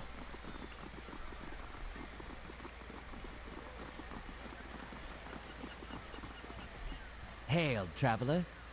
An old man paces the dock and looks out over the water. He's fussing over something large and round, which constantly shifts from one hand to the other. You're not certain whether his wide-eyed, gape-mouthed expression marks surprise or fear. It seems he isn't either. You, don't look like a guard. He examines you and your equipment more closely. Say, you wouldn't be interested in making some coppers, would you? He shows you the object in his hand. It's a large, round opal with runes carved into it. It glistens with his sweat. See the ship that went down over there? I've been looking for someone to help me recover that missing cargo. Tell me more about this missing cargo. We started in Coldmorn and were making our way down the river, loading and unloading as we went, business as usual. Give me the short version. We packed up some crates from Kilbin Relg. Suits of armor and a broken scepter is what I heard. We were almost to Defiance Bay when the armor came to life and started everyone in the hold. So I locked the hatch. So, aiding in abetting in the looting of Ingrithan treasures. The real crime is that I'm not allowed to tear his lungs out through his navel. He rolls the sum between his hands. I'm just a deckhand, but I was the only one left. I piloted the ship as best as I could, but it hit rocks as we were passing Brackenbury. It barely made it to Andre's gift before I had to jump overboard and swim for the docks. I've given up on the cargo, not to mention the payday, but one of the lads pulled this up in his nets. It's part of the scepter. From what I recall, there were 3 other pieces, and I bet you anything there's somewhere in the shallows too. If anyone could find them, there'd be profit to follow.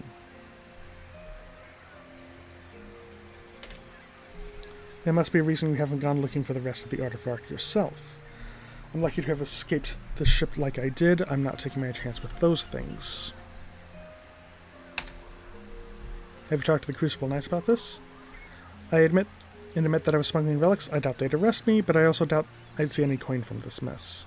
What happens if I find this relic? You find the missing pieces of the artifact, and I've got an animaster friend from my expedition days who will find you a stack of coppers. That's a weird sentence. All I want out of this is a few hundred pounds from my lost payday. If that sounds fair to you, I'll give you the stone and the name of my contact once you have everything else. Seeing as the kid dredged his stone up in this net, I'd wager you could probably find the missing pieces out in the shallows during low tide. Anything else you need? Farewell. Hey.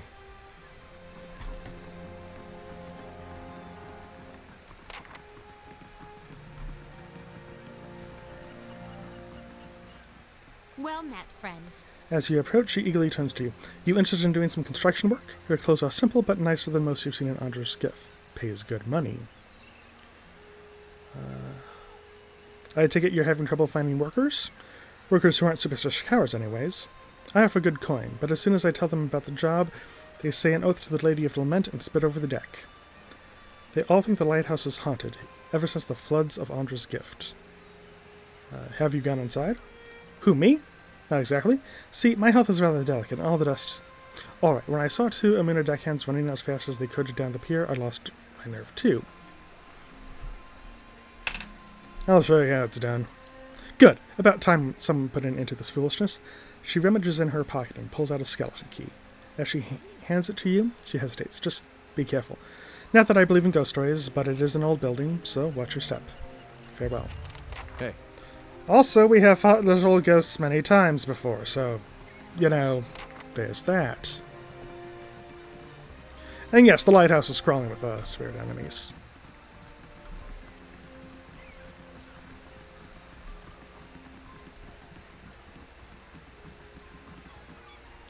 This young, lanky sailor is wringing his cap anxiously, sweat beading on his furrowed brow. His eyes widen as you approach, and he takes a few steps forward. Welcome. If you have a moment, you're not around.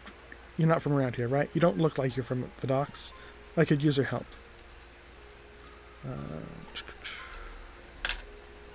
Look, I don't have any coin for you. What? No, I'm not. It's not that.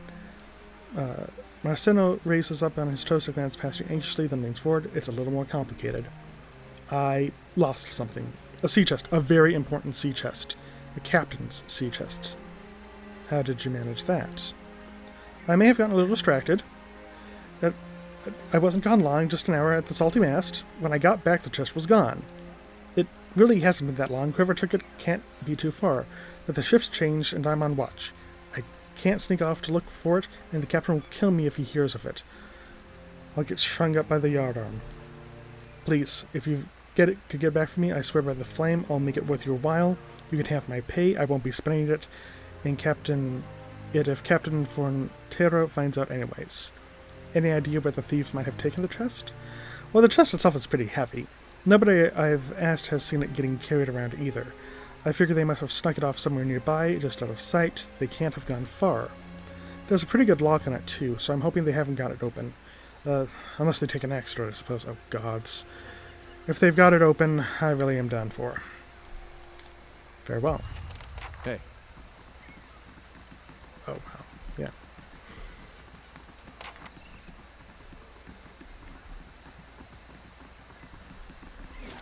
Okay, yeah, that's just a dead end.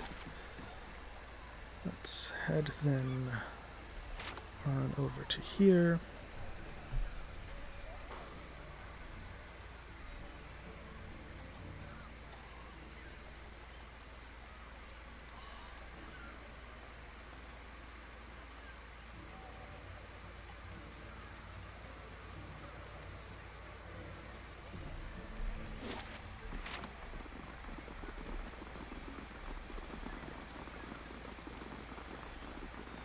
Riveting!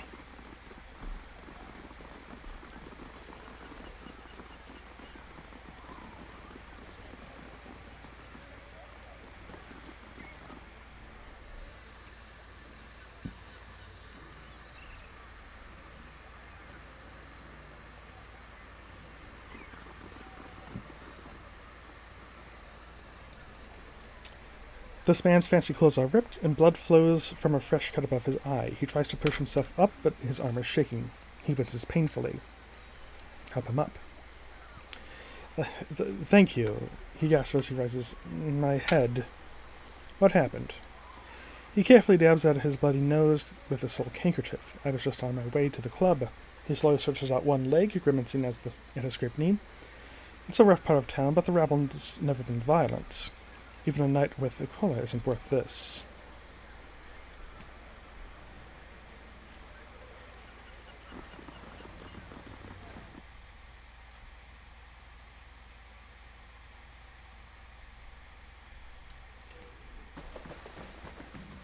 Pick some stuff up here. Nothing like this in Gilded Vale.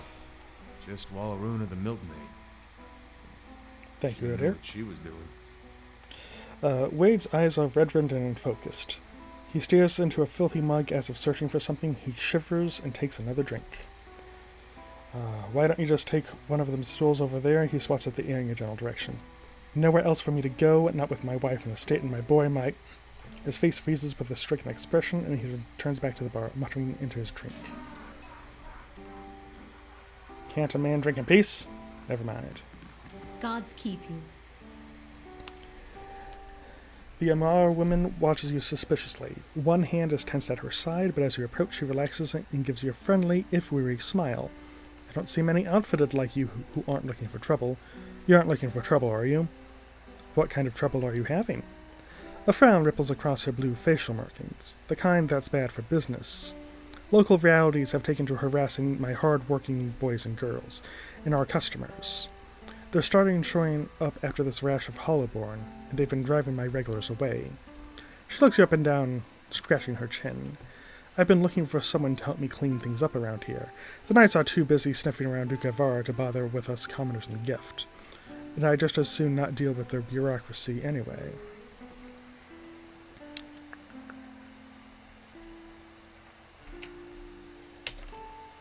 No one should be harassed. I'll put an end to this. Maya draws closer. These thugs tend to roam in groups, which suggests to me these aren't random incidents. She places one large finger on your chest. You put a stop to these attacks, and I'll find a real nice way to thank you. Got me? Well, if you aren't interested in the reward, I'll solve her problem myself. I've got a question. Can I ask you about something else? Is there someone here named Sorrel? She laughs. You must be new in town, dearie. She's only the most sought-after girl in the district. You ought to spend time with her, just ask. For 1,000 up for the night, but she's worth every pound, or so they tell me. Fancy a go with her? Best money you can spend at the gift. Okay. You'll find her quarters upstairs. And keep that temp of yours in check, or the burly falls at her door will have to get rough. Hey. So, we pay that to see Sorrel, which, the guy in the, charred barrel needed to get the amulet from. So let's give a talk to her.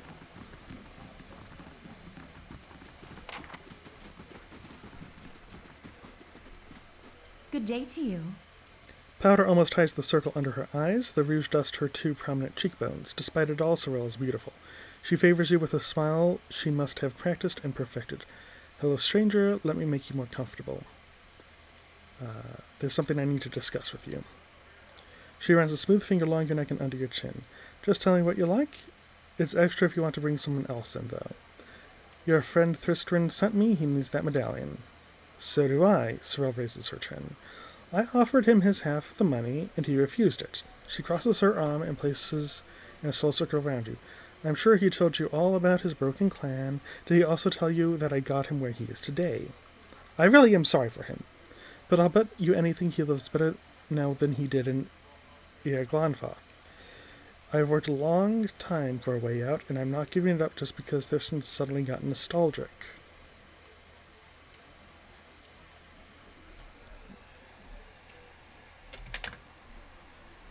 Collect die. I'll buy it from you.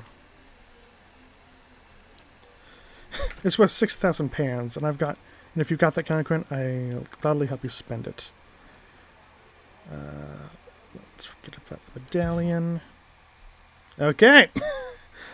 Well, that happened. Let's see what the addendum is. Far from home. Yeah, she won't give it up easily. Hello. So, I could use that, but I am against I kind of count that as a reroll, so I'm not going to do that. What I am going to do is see if I can sell some stuff off to make that 4,000. Which I probably can. Greetings. The great video game logic of merchants buying anything. And I have a whole mess of things to unload. Yeah, just unload it all. Oh yeah, we're already over 3,000 almost. Keep going, keep going, keep going. Yep. This is just in weapons. I'm going to keep the uniques.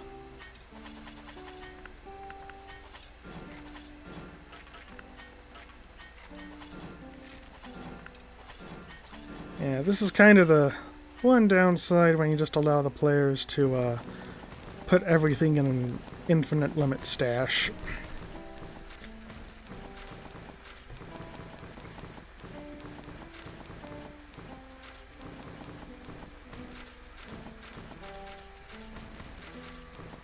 But I mean, that's only a downside if you don't want them to get access to cash to get things in shops and then, you know, use those for cool different builds and stuff. So, you know, it really does work out.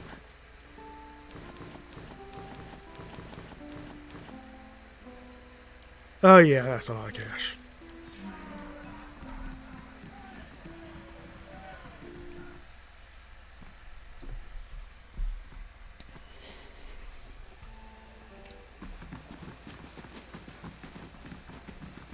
Let's go talk to her again. Well met, friend. Buy it from you. Oh, 6,000. Deal.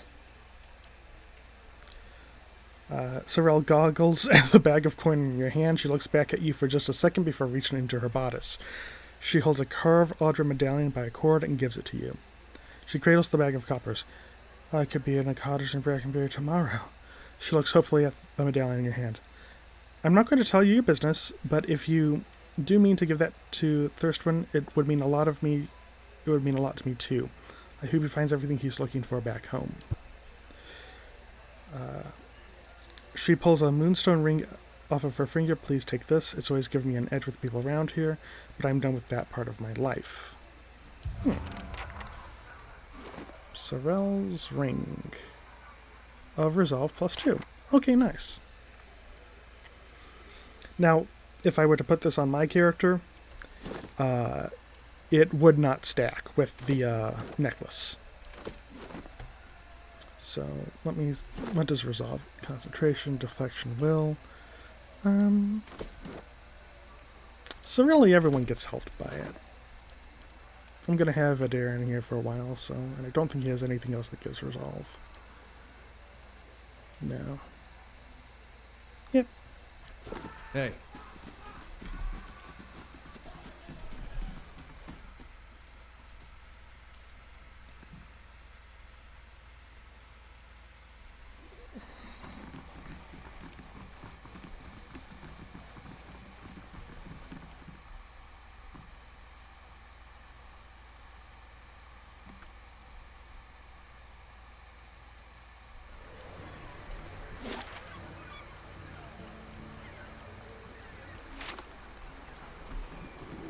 So go around here.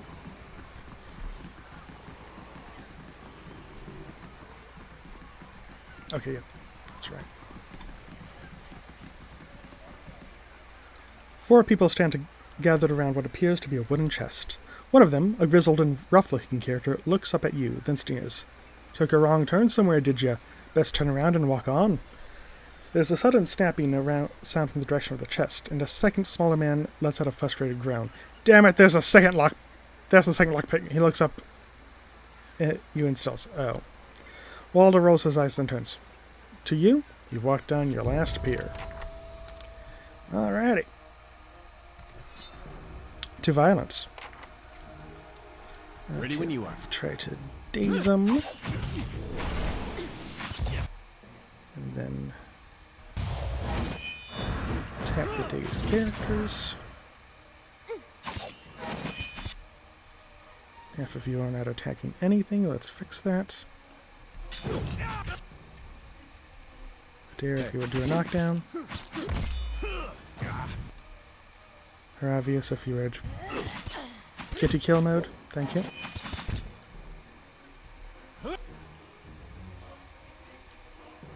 Attack. That's my blast again. My mind feels sharp as steel. Oh, Adair, let's use your self-heal.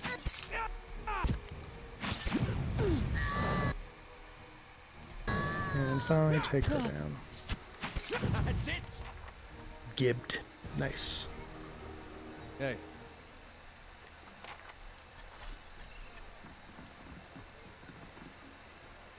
Take the sea chest. Hey.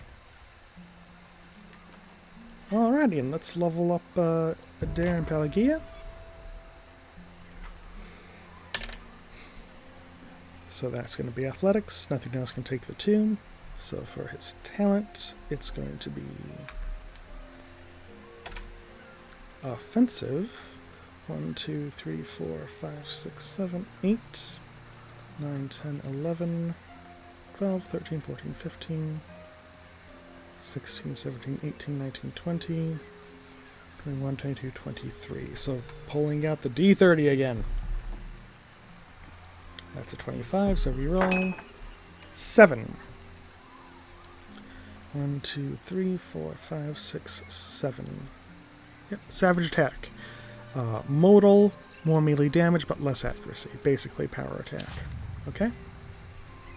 Hey. And for Pelagia.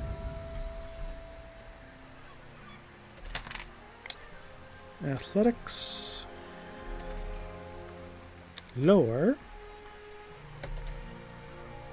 Cocked die. Lower. And nothing can take a 1. And for her talent,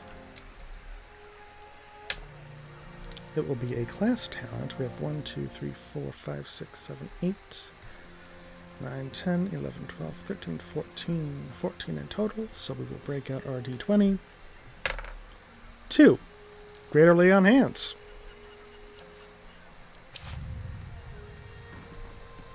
Hey. Yes, and sadly, because of our random build, it is deeply unlikely we will get one of the best things that Pelagia can do, which is the ability Marked for Death, which allows any paladin can do it, it just marks them. But then there is a special talent that Pelagia gets as a member of her order, which is just exclusive to her, the Femmes Canuck Soles, where essentially serves the 5 sons, which are the 5 Dukes of the Valiant Republics. She has a talent that when you use her Mark for Death on an enemy, it spits like 5 fireball missiles. Like, not an area of effect fireballs, but like 5 magical projectiles at the enemy and deals heavy damage. It's a really good talent, and we are likely not going to see it in this run. A young boy's corpse lies at your feet, half covered in dirt and seaweed. His hands have stiffened around a dagger. A soul lingers nearby, something confused and lost in the seaside fog. Reach toward the soul. As you reach for the soul, it lashes out. Glowing mist strikes at the air around you. The soul can't touch you, but you can feel it burn with a feeble, uncontrollable rage. It's okay. I'm here to help you. The soul flickers. It ripples towards you, timidly at first. As it swirls around you, you experience wonder, fear, and the joy of running between the ships at noon. With a jolt, it pulls you into the streets around the salty mast. Women with painted faces weave between men stumbling in and out of the lamplight. Father's gone in for a drink, just like always. He says he'd only be a few minutes, but it's been hours. The man guarding the door only laughed when you tried to explain this. There's always a back door. In the alley, 2 men have cornered a woman. Her cheeks are streaked with tears. She's backed against the wall and looking away. They're inching closer. You step forward. The men barely acknowledge you, but the woman looks at you, a plea in her eyes. You've seen that look in Abused Strays, in your hollowed one sister. That time Father took her from her splintering cradle into the filled wash basin. You were brave that day.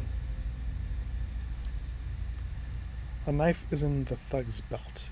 It is in your hands, and now it is in his thigh.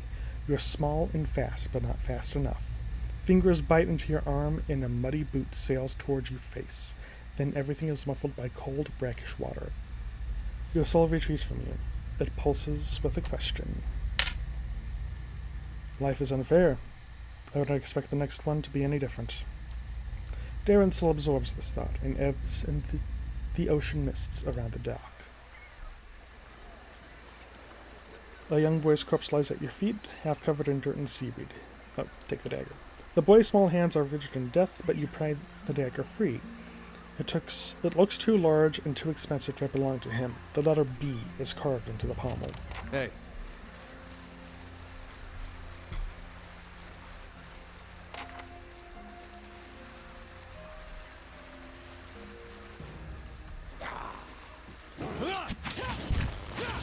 And a bit of a preview of some of the stuff we'll find in the Griffin ruins when we get to them. Now these animals, they have very high resistances to damage that are physical. Well, just in general. But anything other than crushing or magic damage, like elemental, is going to be highly resisted. So let's do a fireball.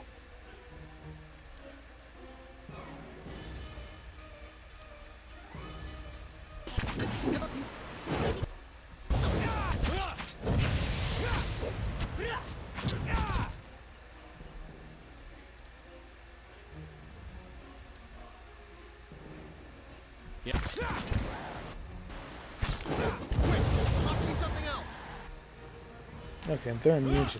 So the rain blights are immune to piercing damage. Wonderful. Actually, have him target the blight because he'll switch back to a spear when he goes back, and that's just piercing. Which, he did it as I was talking about it.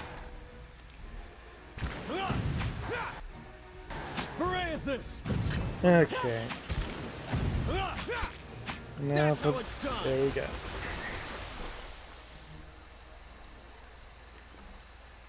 All right, then. Gwethan Scepter Spike.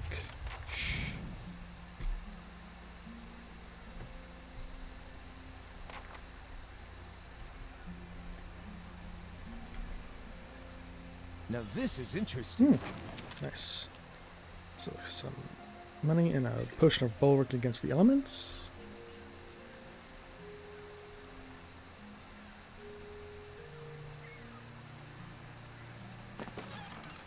And Gwethan Scepter Base. I think there's more enemies up here.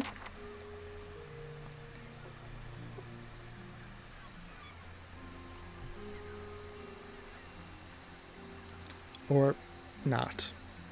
I wonder what this is. There's that, though.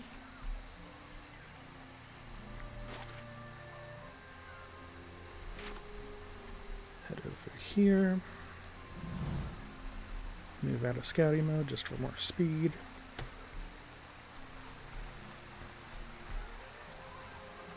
I'll see what I can find.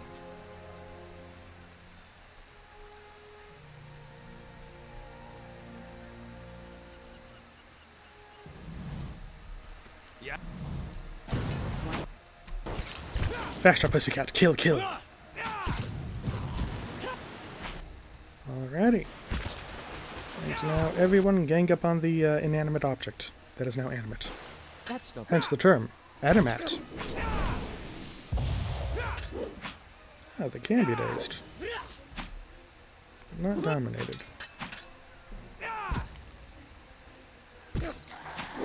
Hey.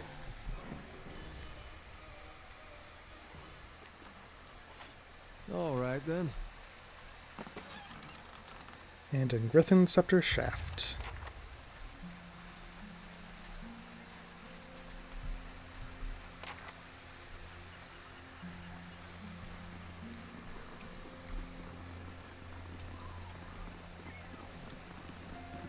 Hail, traveler. Is this about the broken scepter? Yes, I have the 3 pieces. His bristled eyebrows rise to a peak. You mean you've got past those armored monsters? I don't know how. Listen, if you're willing, I'll give you this last piece, in the name of someone who'll buy it all. All I want is 200 pounds for getting the cargo here. Sound fair?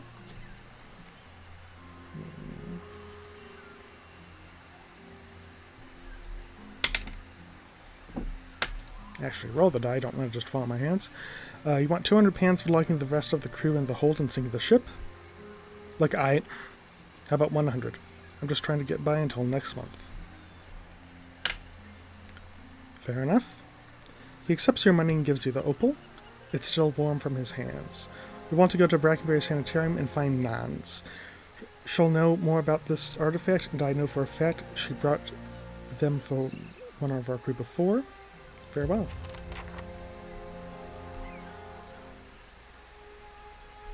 Hey. Okay, so we have that. Let's head up over here.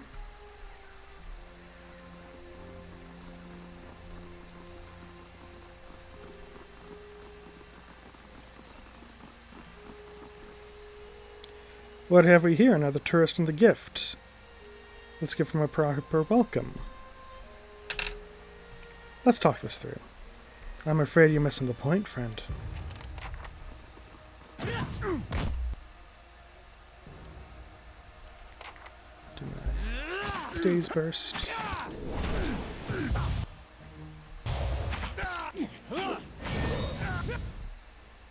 See if I can out.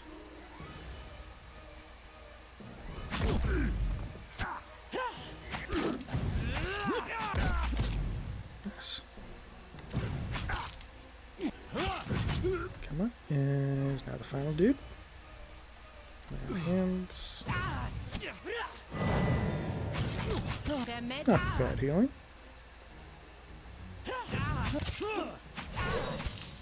Come on. There we go.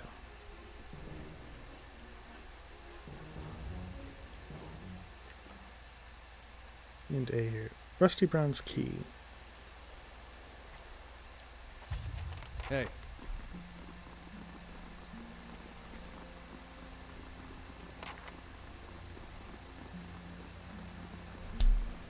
Okay, that reminds me of something.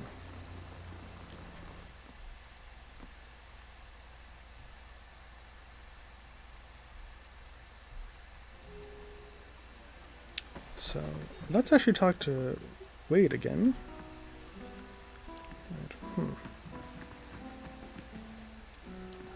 Okay. Interesting. Because he actually is the boy's father.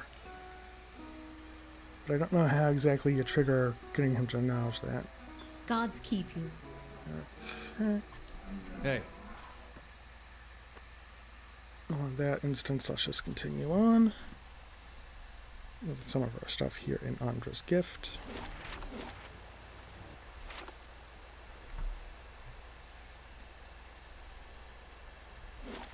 Friend? What is it about Isilmir? I'm right here, you know. No, you're both great. It's just, well, I feel like I don't get to spend as much time with her, and she's just so funny. Some of the things she says are not nearly as funny when you've been hearing them for 50 years.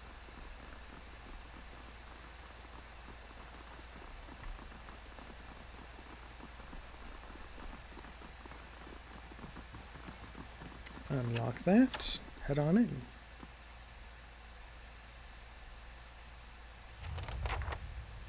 Gods keep you. Effie wears a defiant expression in a sturdy yet battered suit of armor. She seems to bear each scratch and ding with pride. You don't look like one of the knights. Can I help you with something? I'm here about the trouble at the Salty Mast. Ordinary Kith are angry, as they should be when their crooked Amau are toting up to the nobles. She's using the tragedy of Widewind's legacy to line her pockets. She's no better than the Adirn overlords we drove at 200 years ago.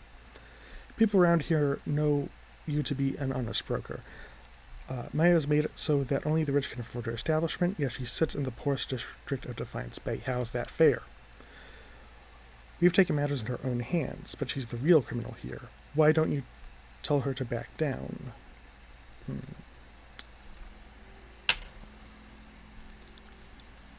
That's a good point. I'll see if I can get Maya to lower her prices. I'm glad you see our side. Hey. Ooh, we can take stuff. All right, then.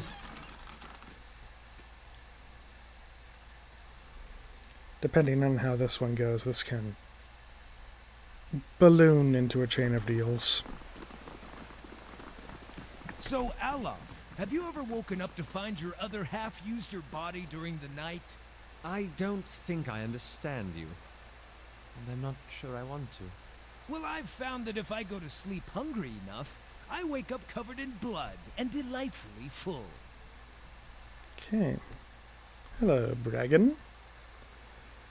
Show 'em the dag you found out. This belong to you? I got as much right to stand here as you guys go into that whorehouse.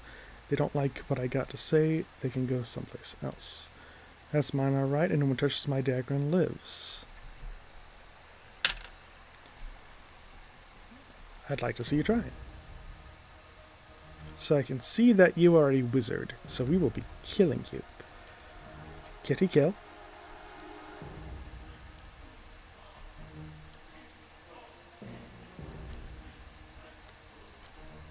Eat something?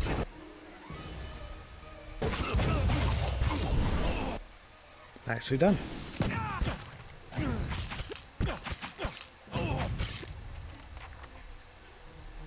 And then just do the standard form up. No. No.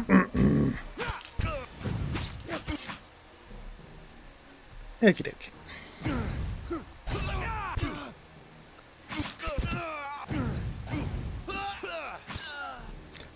Oh, I dominated one of them. That's why I had more people on the line than like, why are there 4 people attacking in melee? Because my little staff dominated one of them. Nice. Hey. Well, scepter, not staff, but my wizardly weapon. Okay, yep, give me that. And give me that. Hey. Okay, so let's go back to her.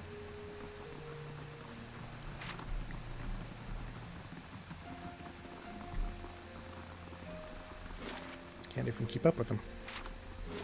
Oh, no, you're going that way.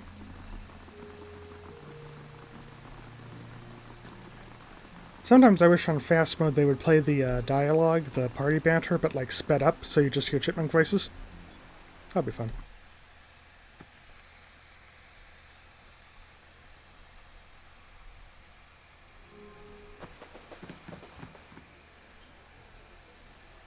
Welcome. I wanted to talk to you about that. I hear you've been raising prices. What else am I supposed to do? I have to provide certain measures for my employees and their clients, especially with so many Hollowborn in the district. And with the price of bitter squash as high as it is, I've got no choice but to raise mine.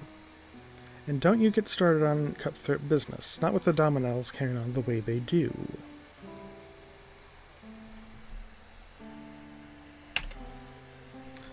I could talk with the Dominels about their bitter squash prices. It's your neck. Bricanta Dominel would be the easiest to persuade. She handles the family books. With any luck, you can find her at their manor over Brackenbury. Just watch your step around here, watch your step around all of them. Hey. Oh boy, this is really going down the long path for... Yep, yes it is.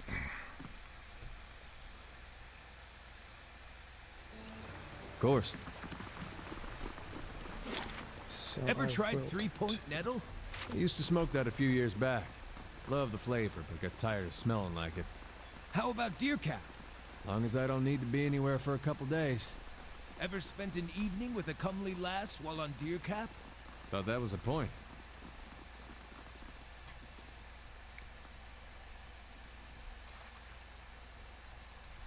Okay, and this is the mother. The woman looks like she hasn't slept in days. Her hair is a rat's nest of tangles, and her eyes are lined with shadows. She casts an anxious glance at the door. Her eyes widen, somewhere between hope and apprehension. Are you here about Darren? I've found Darren. Thank the sea, mother. Where is he? I don't know how to tell you this, but he's gone. I can't imagine your grief. My boy said then, that can't be. What happened?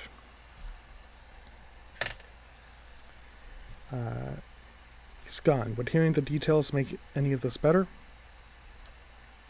Her breath hitches in her chest. She squeezes her eyes shut and hides her face behind a filthy sleeve. No, I suppose not. She sniffs and wipes out the tears on her cheeks. Maybe it's better to remember him the way he was, young, happy, and full of life. Here, take these. I've been saving several keepsakes for Darren one day, but he won't need them now, and I doubt I'll have another child to pass them on to. Fine dagger, minor ring protection. Still neutral with Defiance Bay. What the frick? Hey.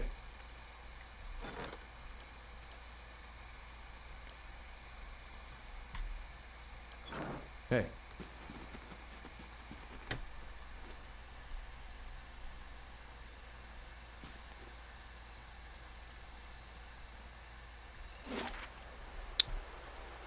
Okay, let's go up to Brackenbury.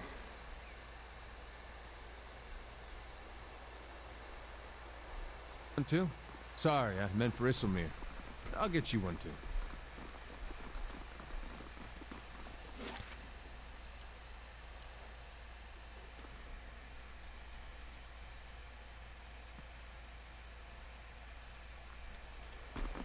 Okay, so we actually have a few different things we're going to do here. First, we're going to head into Durnard Realm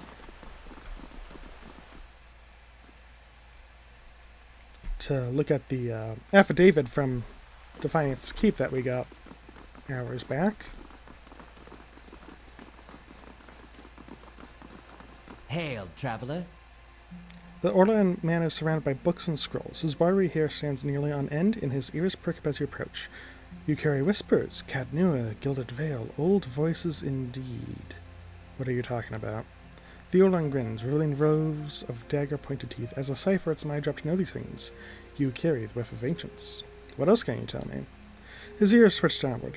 Not as much as I would like, unfortunately. My duties for Lady Webb require me to focus my talents elsewhere. He regards the table piled with scrolls. What brings you to dinner, Rome? Sherman Penhelm's affidavit? Is this affidavit real? It's signed by you. He holds the page, but seems to stare through the words as if something was woven in the fabric of the paper. Corinne bases pointed teeth. I remember Penhelm, a pretty peacock of a man. His mouth dry and hands moist when I told him he was a sole descendant of an Adirian general, one who'd fought against Hardet's rebellion. He scans the affidavit. A forgery, not the first I've seen. He hands it back to you. But I have no time for the knights and their obsessions. Bring this to his commander, Cliver, and show him the seal. He points to the wax stamped by the forged signature. If he compares it with another, he should be able to spot the difference. Dear my man, for the soul the gods gave him seems unfair. Okay, and farewell. Hey. And he does offer a side quest that will open up later in the act. Oh. And Aloth has enough to level up. Might have for a while, but I just didn't see it. Alrighty, lore. Athletics. Okay, we have 6 available.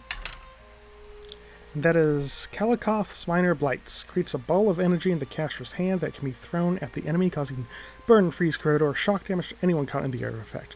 Blights are continually replenished until the spell ends. And it lasts for well over a minute. And then for his talent, cocked die, offensive. Let's just break out the D30. And it's a 2. Weapon Focus Knight. Trains the character in use of the battle axe, sword, morningstar, and crossbow. Gaining accuracy with all weapons of this type. Super useful. Hey. Dead talent slots. That's why I love this game. That's why I chose the random build. Dead talent slots. Of course. Ben Helm's face is white. Just talked to that little cipher, did you? One of my noviettes told me he had seen someone in the records room. He takes a slow step toward you, extending his hand. Give me the affidavit. I've done nothing to you.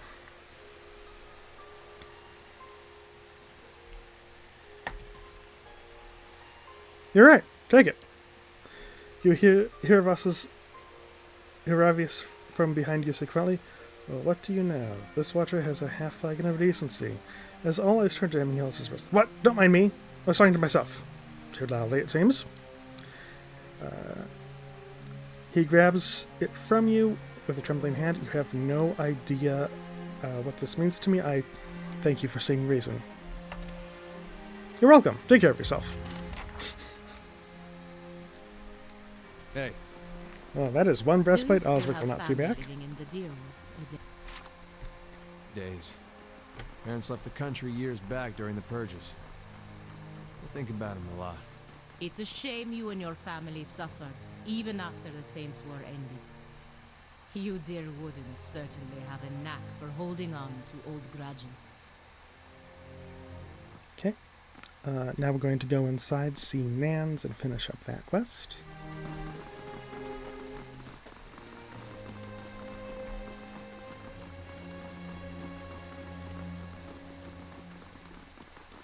Good day to you. An elderly woman peruses the shelves with a quickness and energy that belie her age. I'm afraid I don't practice anymore, child. Too busy with my research. Immortal sent me. He said you'd be interested in the scepter pieces we found. That chatty old fishwife's been babbling about me, I see. She laughs and rolls her eyes. Never trust your secrets to a man with so much salt in his beard. Anyway, let's see what you got. Nan examines the scepter, her eyes hooded by crinkled flesh. Emmatol told you true. I'll buy this. Unfortunately, a broken scepter isn't as valuable as he may have led you to believe. She steals a glance at your face, but her fingers tighten around the piece in her hands. I'll take it off of you for 500. Nonsense. This could easily be repaired by someone with the proper skills. Her eyes flash into those sagging lids. I've got the skills, all right, and you know more than your average relic hunter, I see. Making it whole, again, is a matter of alchemy. Expensive alchemy. I've got to soak the broken ends in a fiend's blood compound to reconnect them, never mind the embalming work to restore the enchantments. I could do it to the tune of 800 pans. So 13. I'm giving you a rare opportunity to work with an Ingwithan scepter. Sure, you can bring the price down. Aye. Perhaps if you want to bargain and haggle with every Dragonblood vendor and imphorn merchant in the city. She puffs her second cheeks. Very well. You can have the satisfaction of working an old woman to an early grave for only 1,500. 1,500 it is. I expect you'll want to watch and see that your money's put to good use. Better get comfortable then. She lays out an array of powders, potions, and other obscure ingredients on her desk. After what feels like hours, she returns to the main hall with you and presents the scepter. Looking at it, you'd never known it had been broken in the first place. This may be my finest work I've ever done, if I may say so, and I thank you for giving me the opportunity. Examining a piece like this is a dream come true for someone in my field. Take good care of it. Alrighty. So that one is just a Gwithrin scepter, fine speed. We'll just give it to Aloth, because I'm all using my special scepter. Hey. Okay, so next we're going to go into the charred barrel. Return the amulet to the guy, talk to the Chancellor. And then we're going to House Dominel, and talk to their merchants.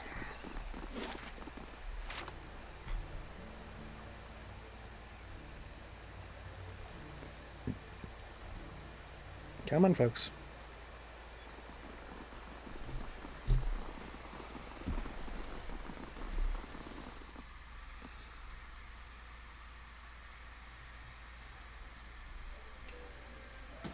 Greetings, Thistwin. Greetings.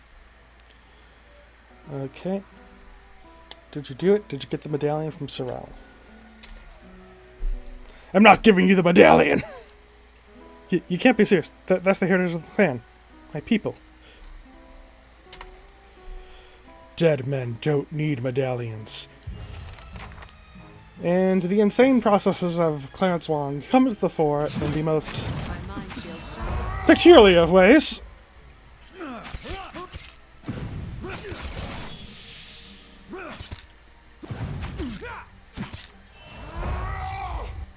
They're obvious if you would, just so we can speak. Oh, nope. He's dead now. Well, here's the thing. I can 100% say that I have never seen that conclusion to that quest. So clearly the random build, and by build I am including dispositions, is working. Alright. Lord Clarence Wong, what brings you to Brackenbury? You sent a missive. No, I didn't. I received a missive from you. The Chancellor sets down a mug of ale and looks at you quizzically. As far as I know, nothing has changed regarding your rightful possession of Katnua. You realize that the charred barrel has gone quiet, and turn to see the last of the patrons quickly disappearing through the front door. A moment later, a group of armed men and women stride into the tavern. Oh dear. The Chancellor quickly ducks behind the table.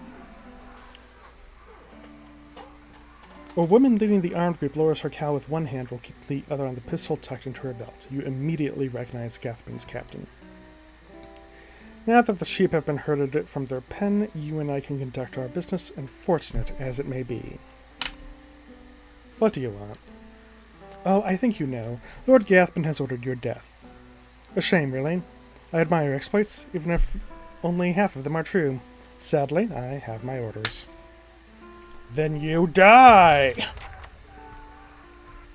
Oh god, an arm marching orders backwards. Okay, let's see here. Captain Emery, Shield Warden,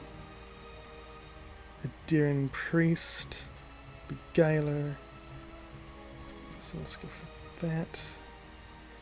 If we move out here. So I'm going to focus the Beguiler, because they're basically a cipher. Yeah? Yeah? Kitty cat kill. Okay.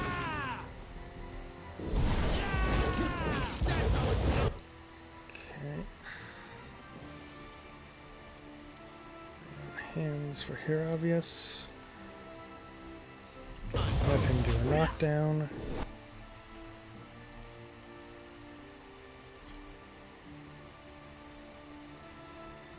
Attack the priest.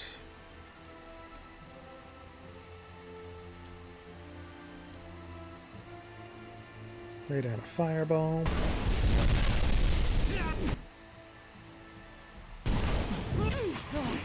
Have Heravius. Well, Heravius, he can't get through there.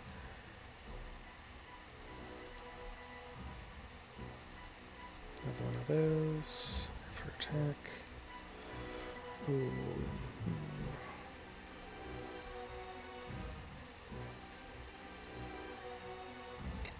Oh, Pain Link Heravius.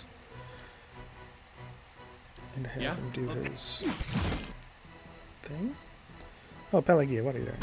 Move up and attack. Okay. Loose another fireball. Another corrosive blast. Okay. Dare.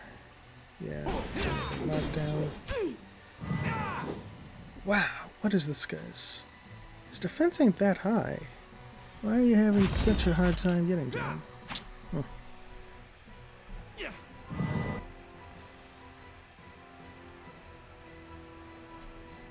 I should have him cast maggots.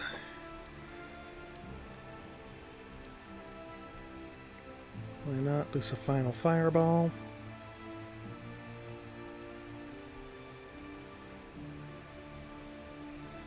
Attack the priest.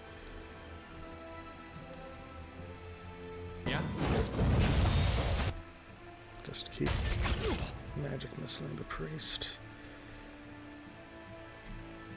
Aye? There we go. Attack the captain.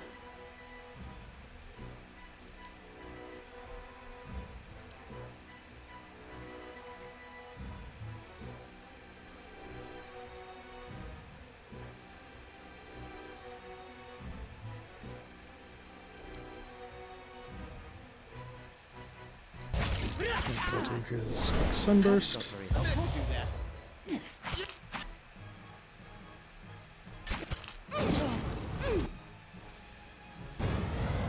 Do his... Okay, she's dominated, which is nice. I'll have him focus on the shield warden.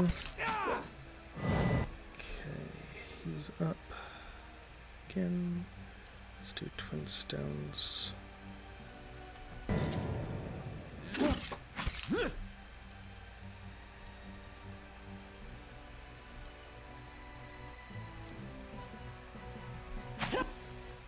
Oh, wow. Oh, nope, he's not on that. I will have her use one of her healing hands on him. Excellent. Have her use one of her flames of devotion.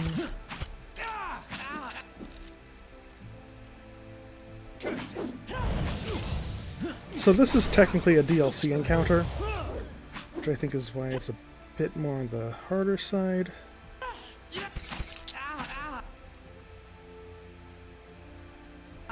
He's going to cast a healing spell on this, well, centered on himself.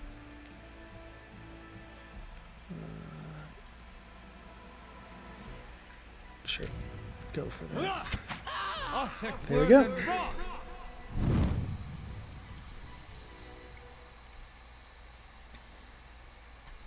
Well, that was unexpected. Wherein emerges from beneath his table and smooth the rumpled sleeves of his robe. It does make the strange reports I've received from the Grasp make more sense in context, however. Go on. Earl Badmar decided to keep an eye on Lord Gathbin's activities. Gathbin has been hiring a lot of men recently, but for what purpose, we can't say. I'd advise you take extra precautions at Katnua. He may be attempting to place spies or saboteurs within your walls. Be wary, Clarence Wong. I don't think you've seen Lord Gathbin's endgame yet. He swallows the rest of his ale and gives you a curtainade before heading for the door. Hey. Okay.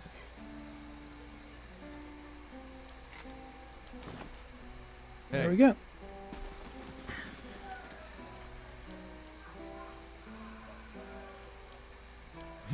Need something? Ready when you are. Have the healings. I'll use. Okay.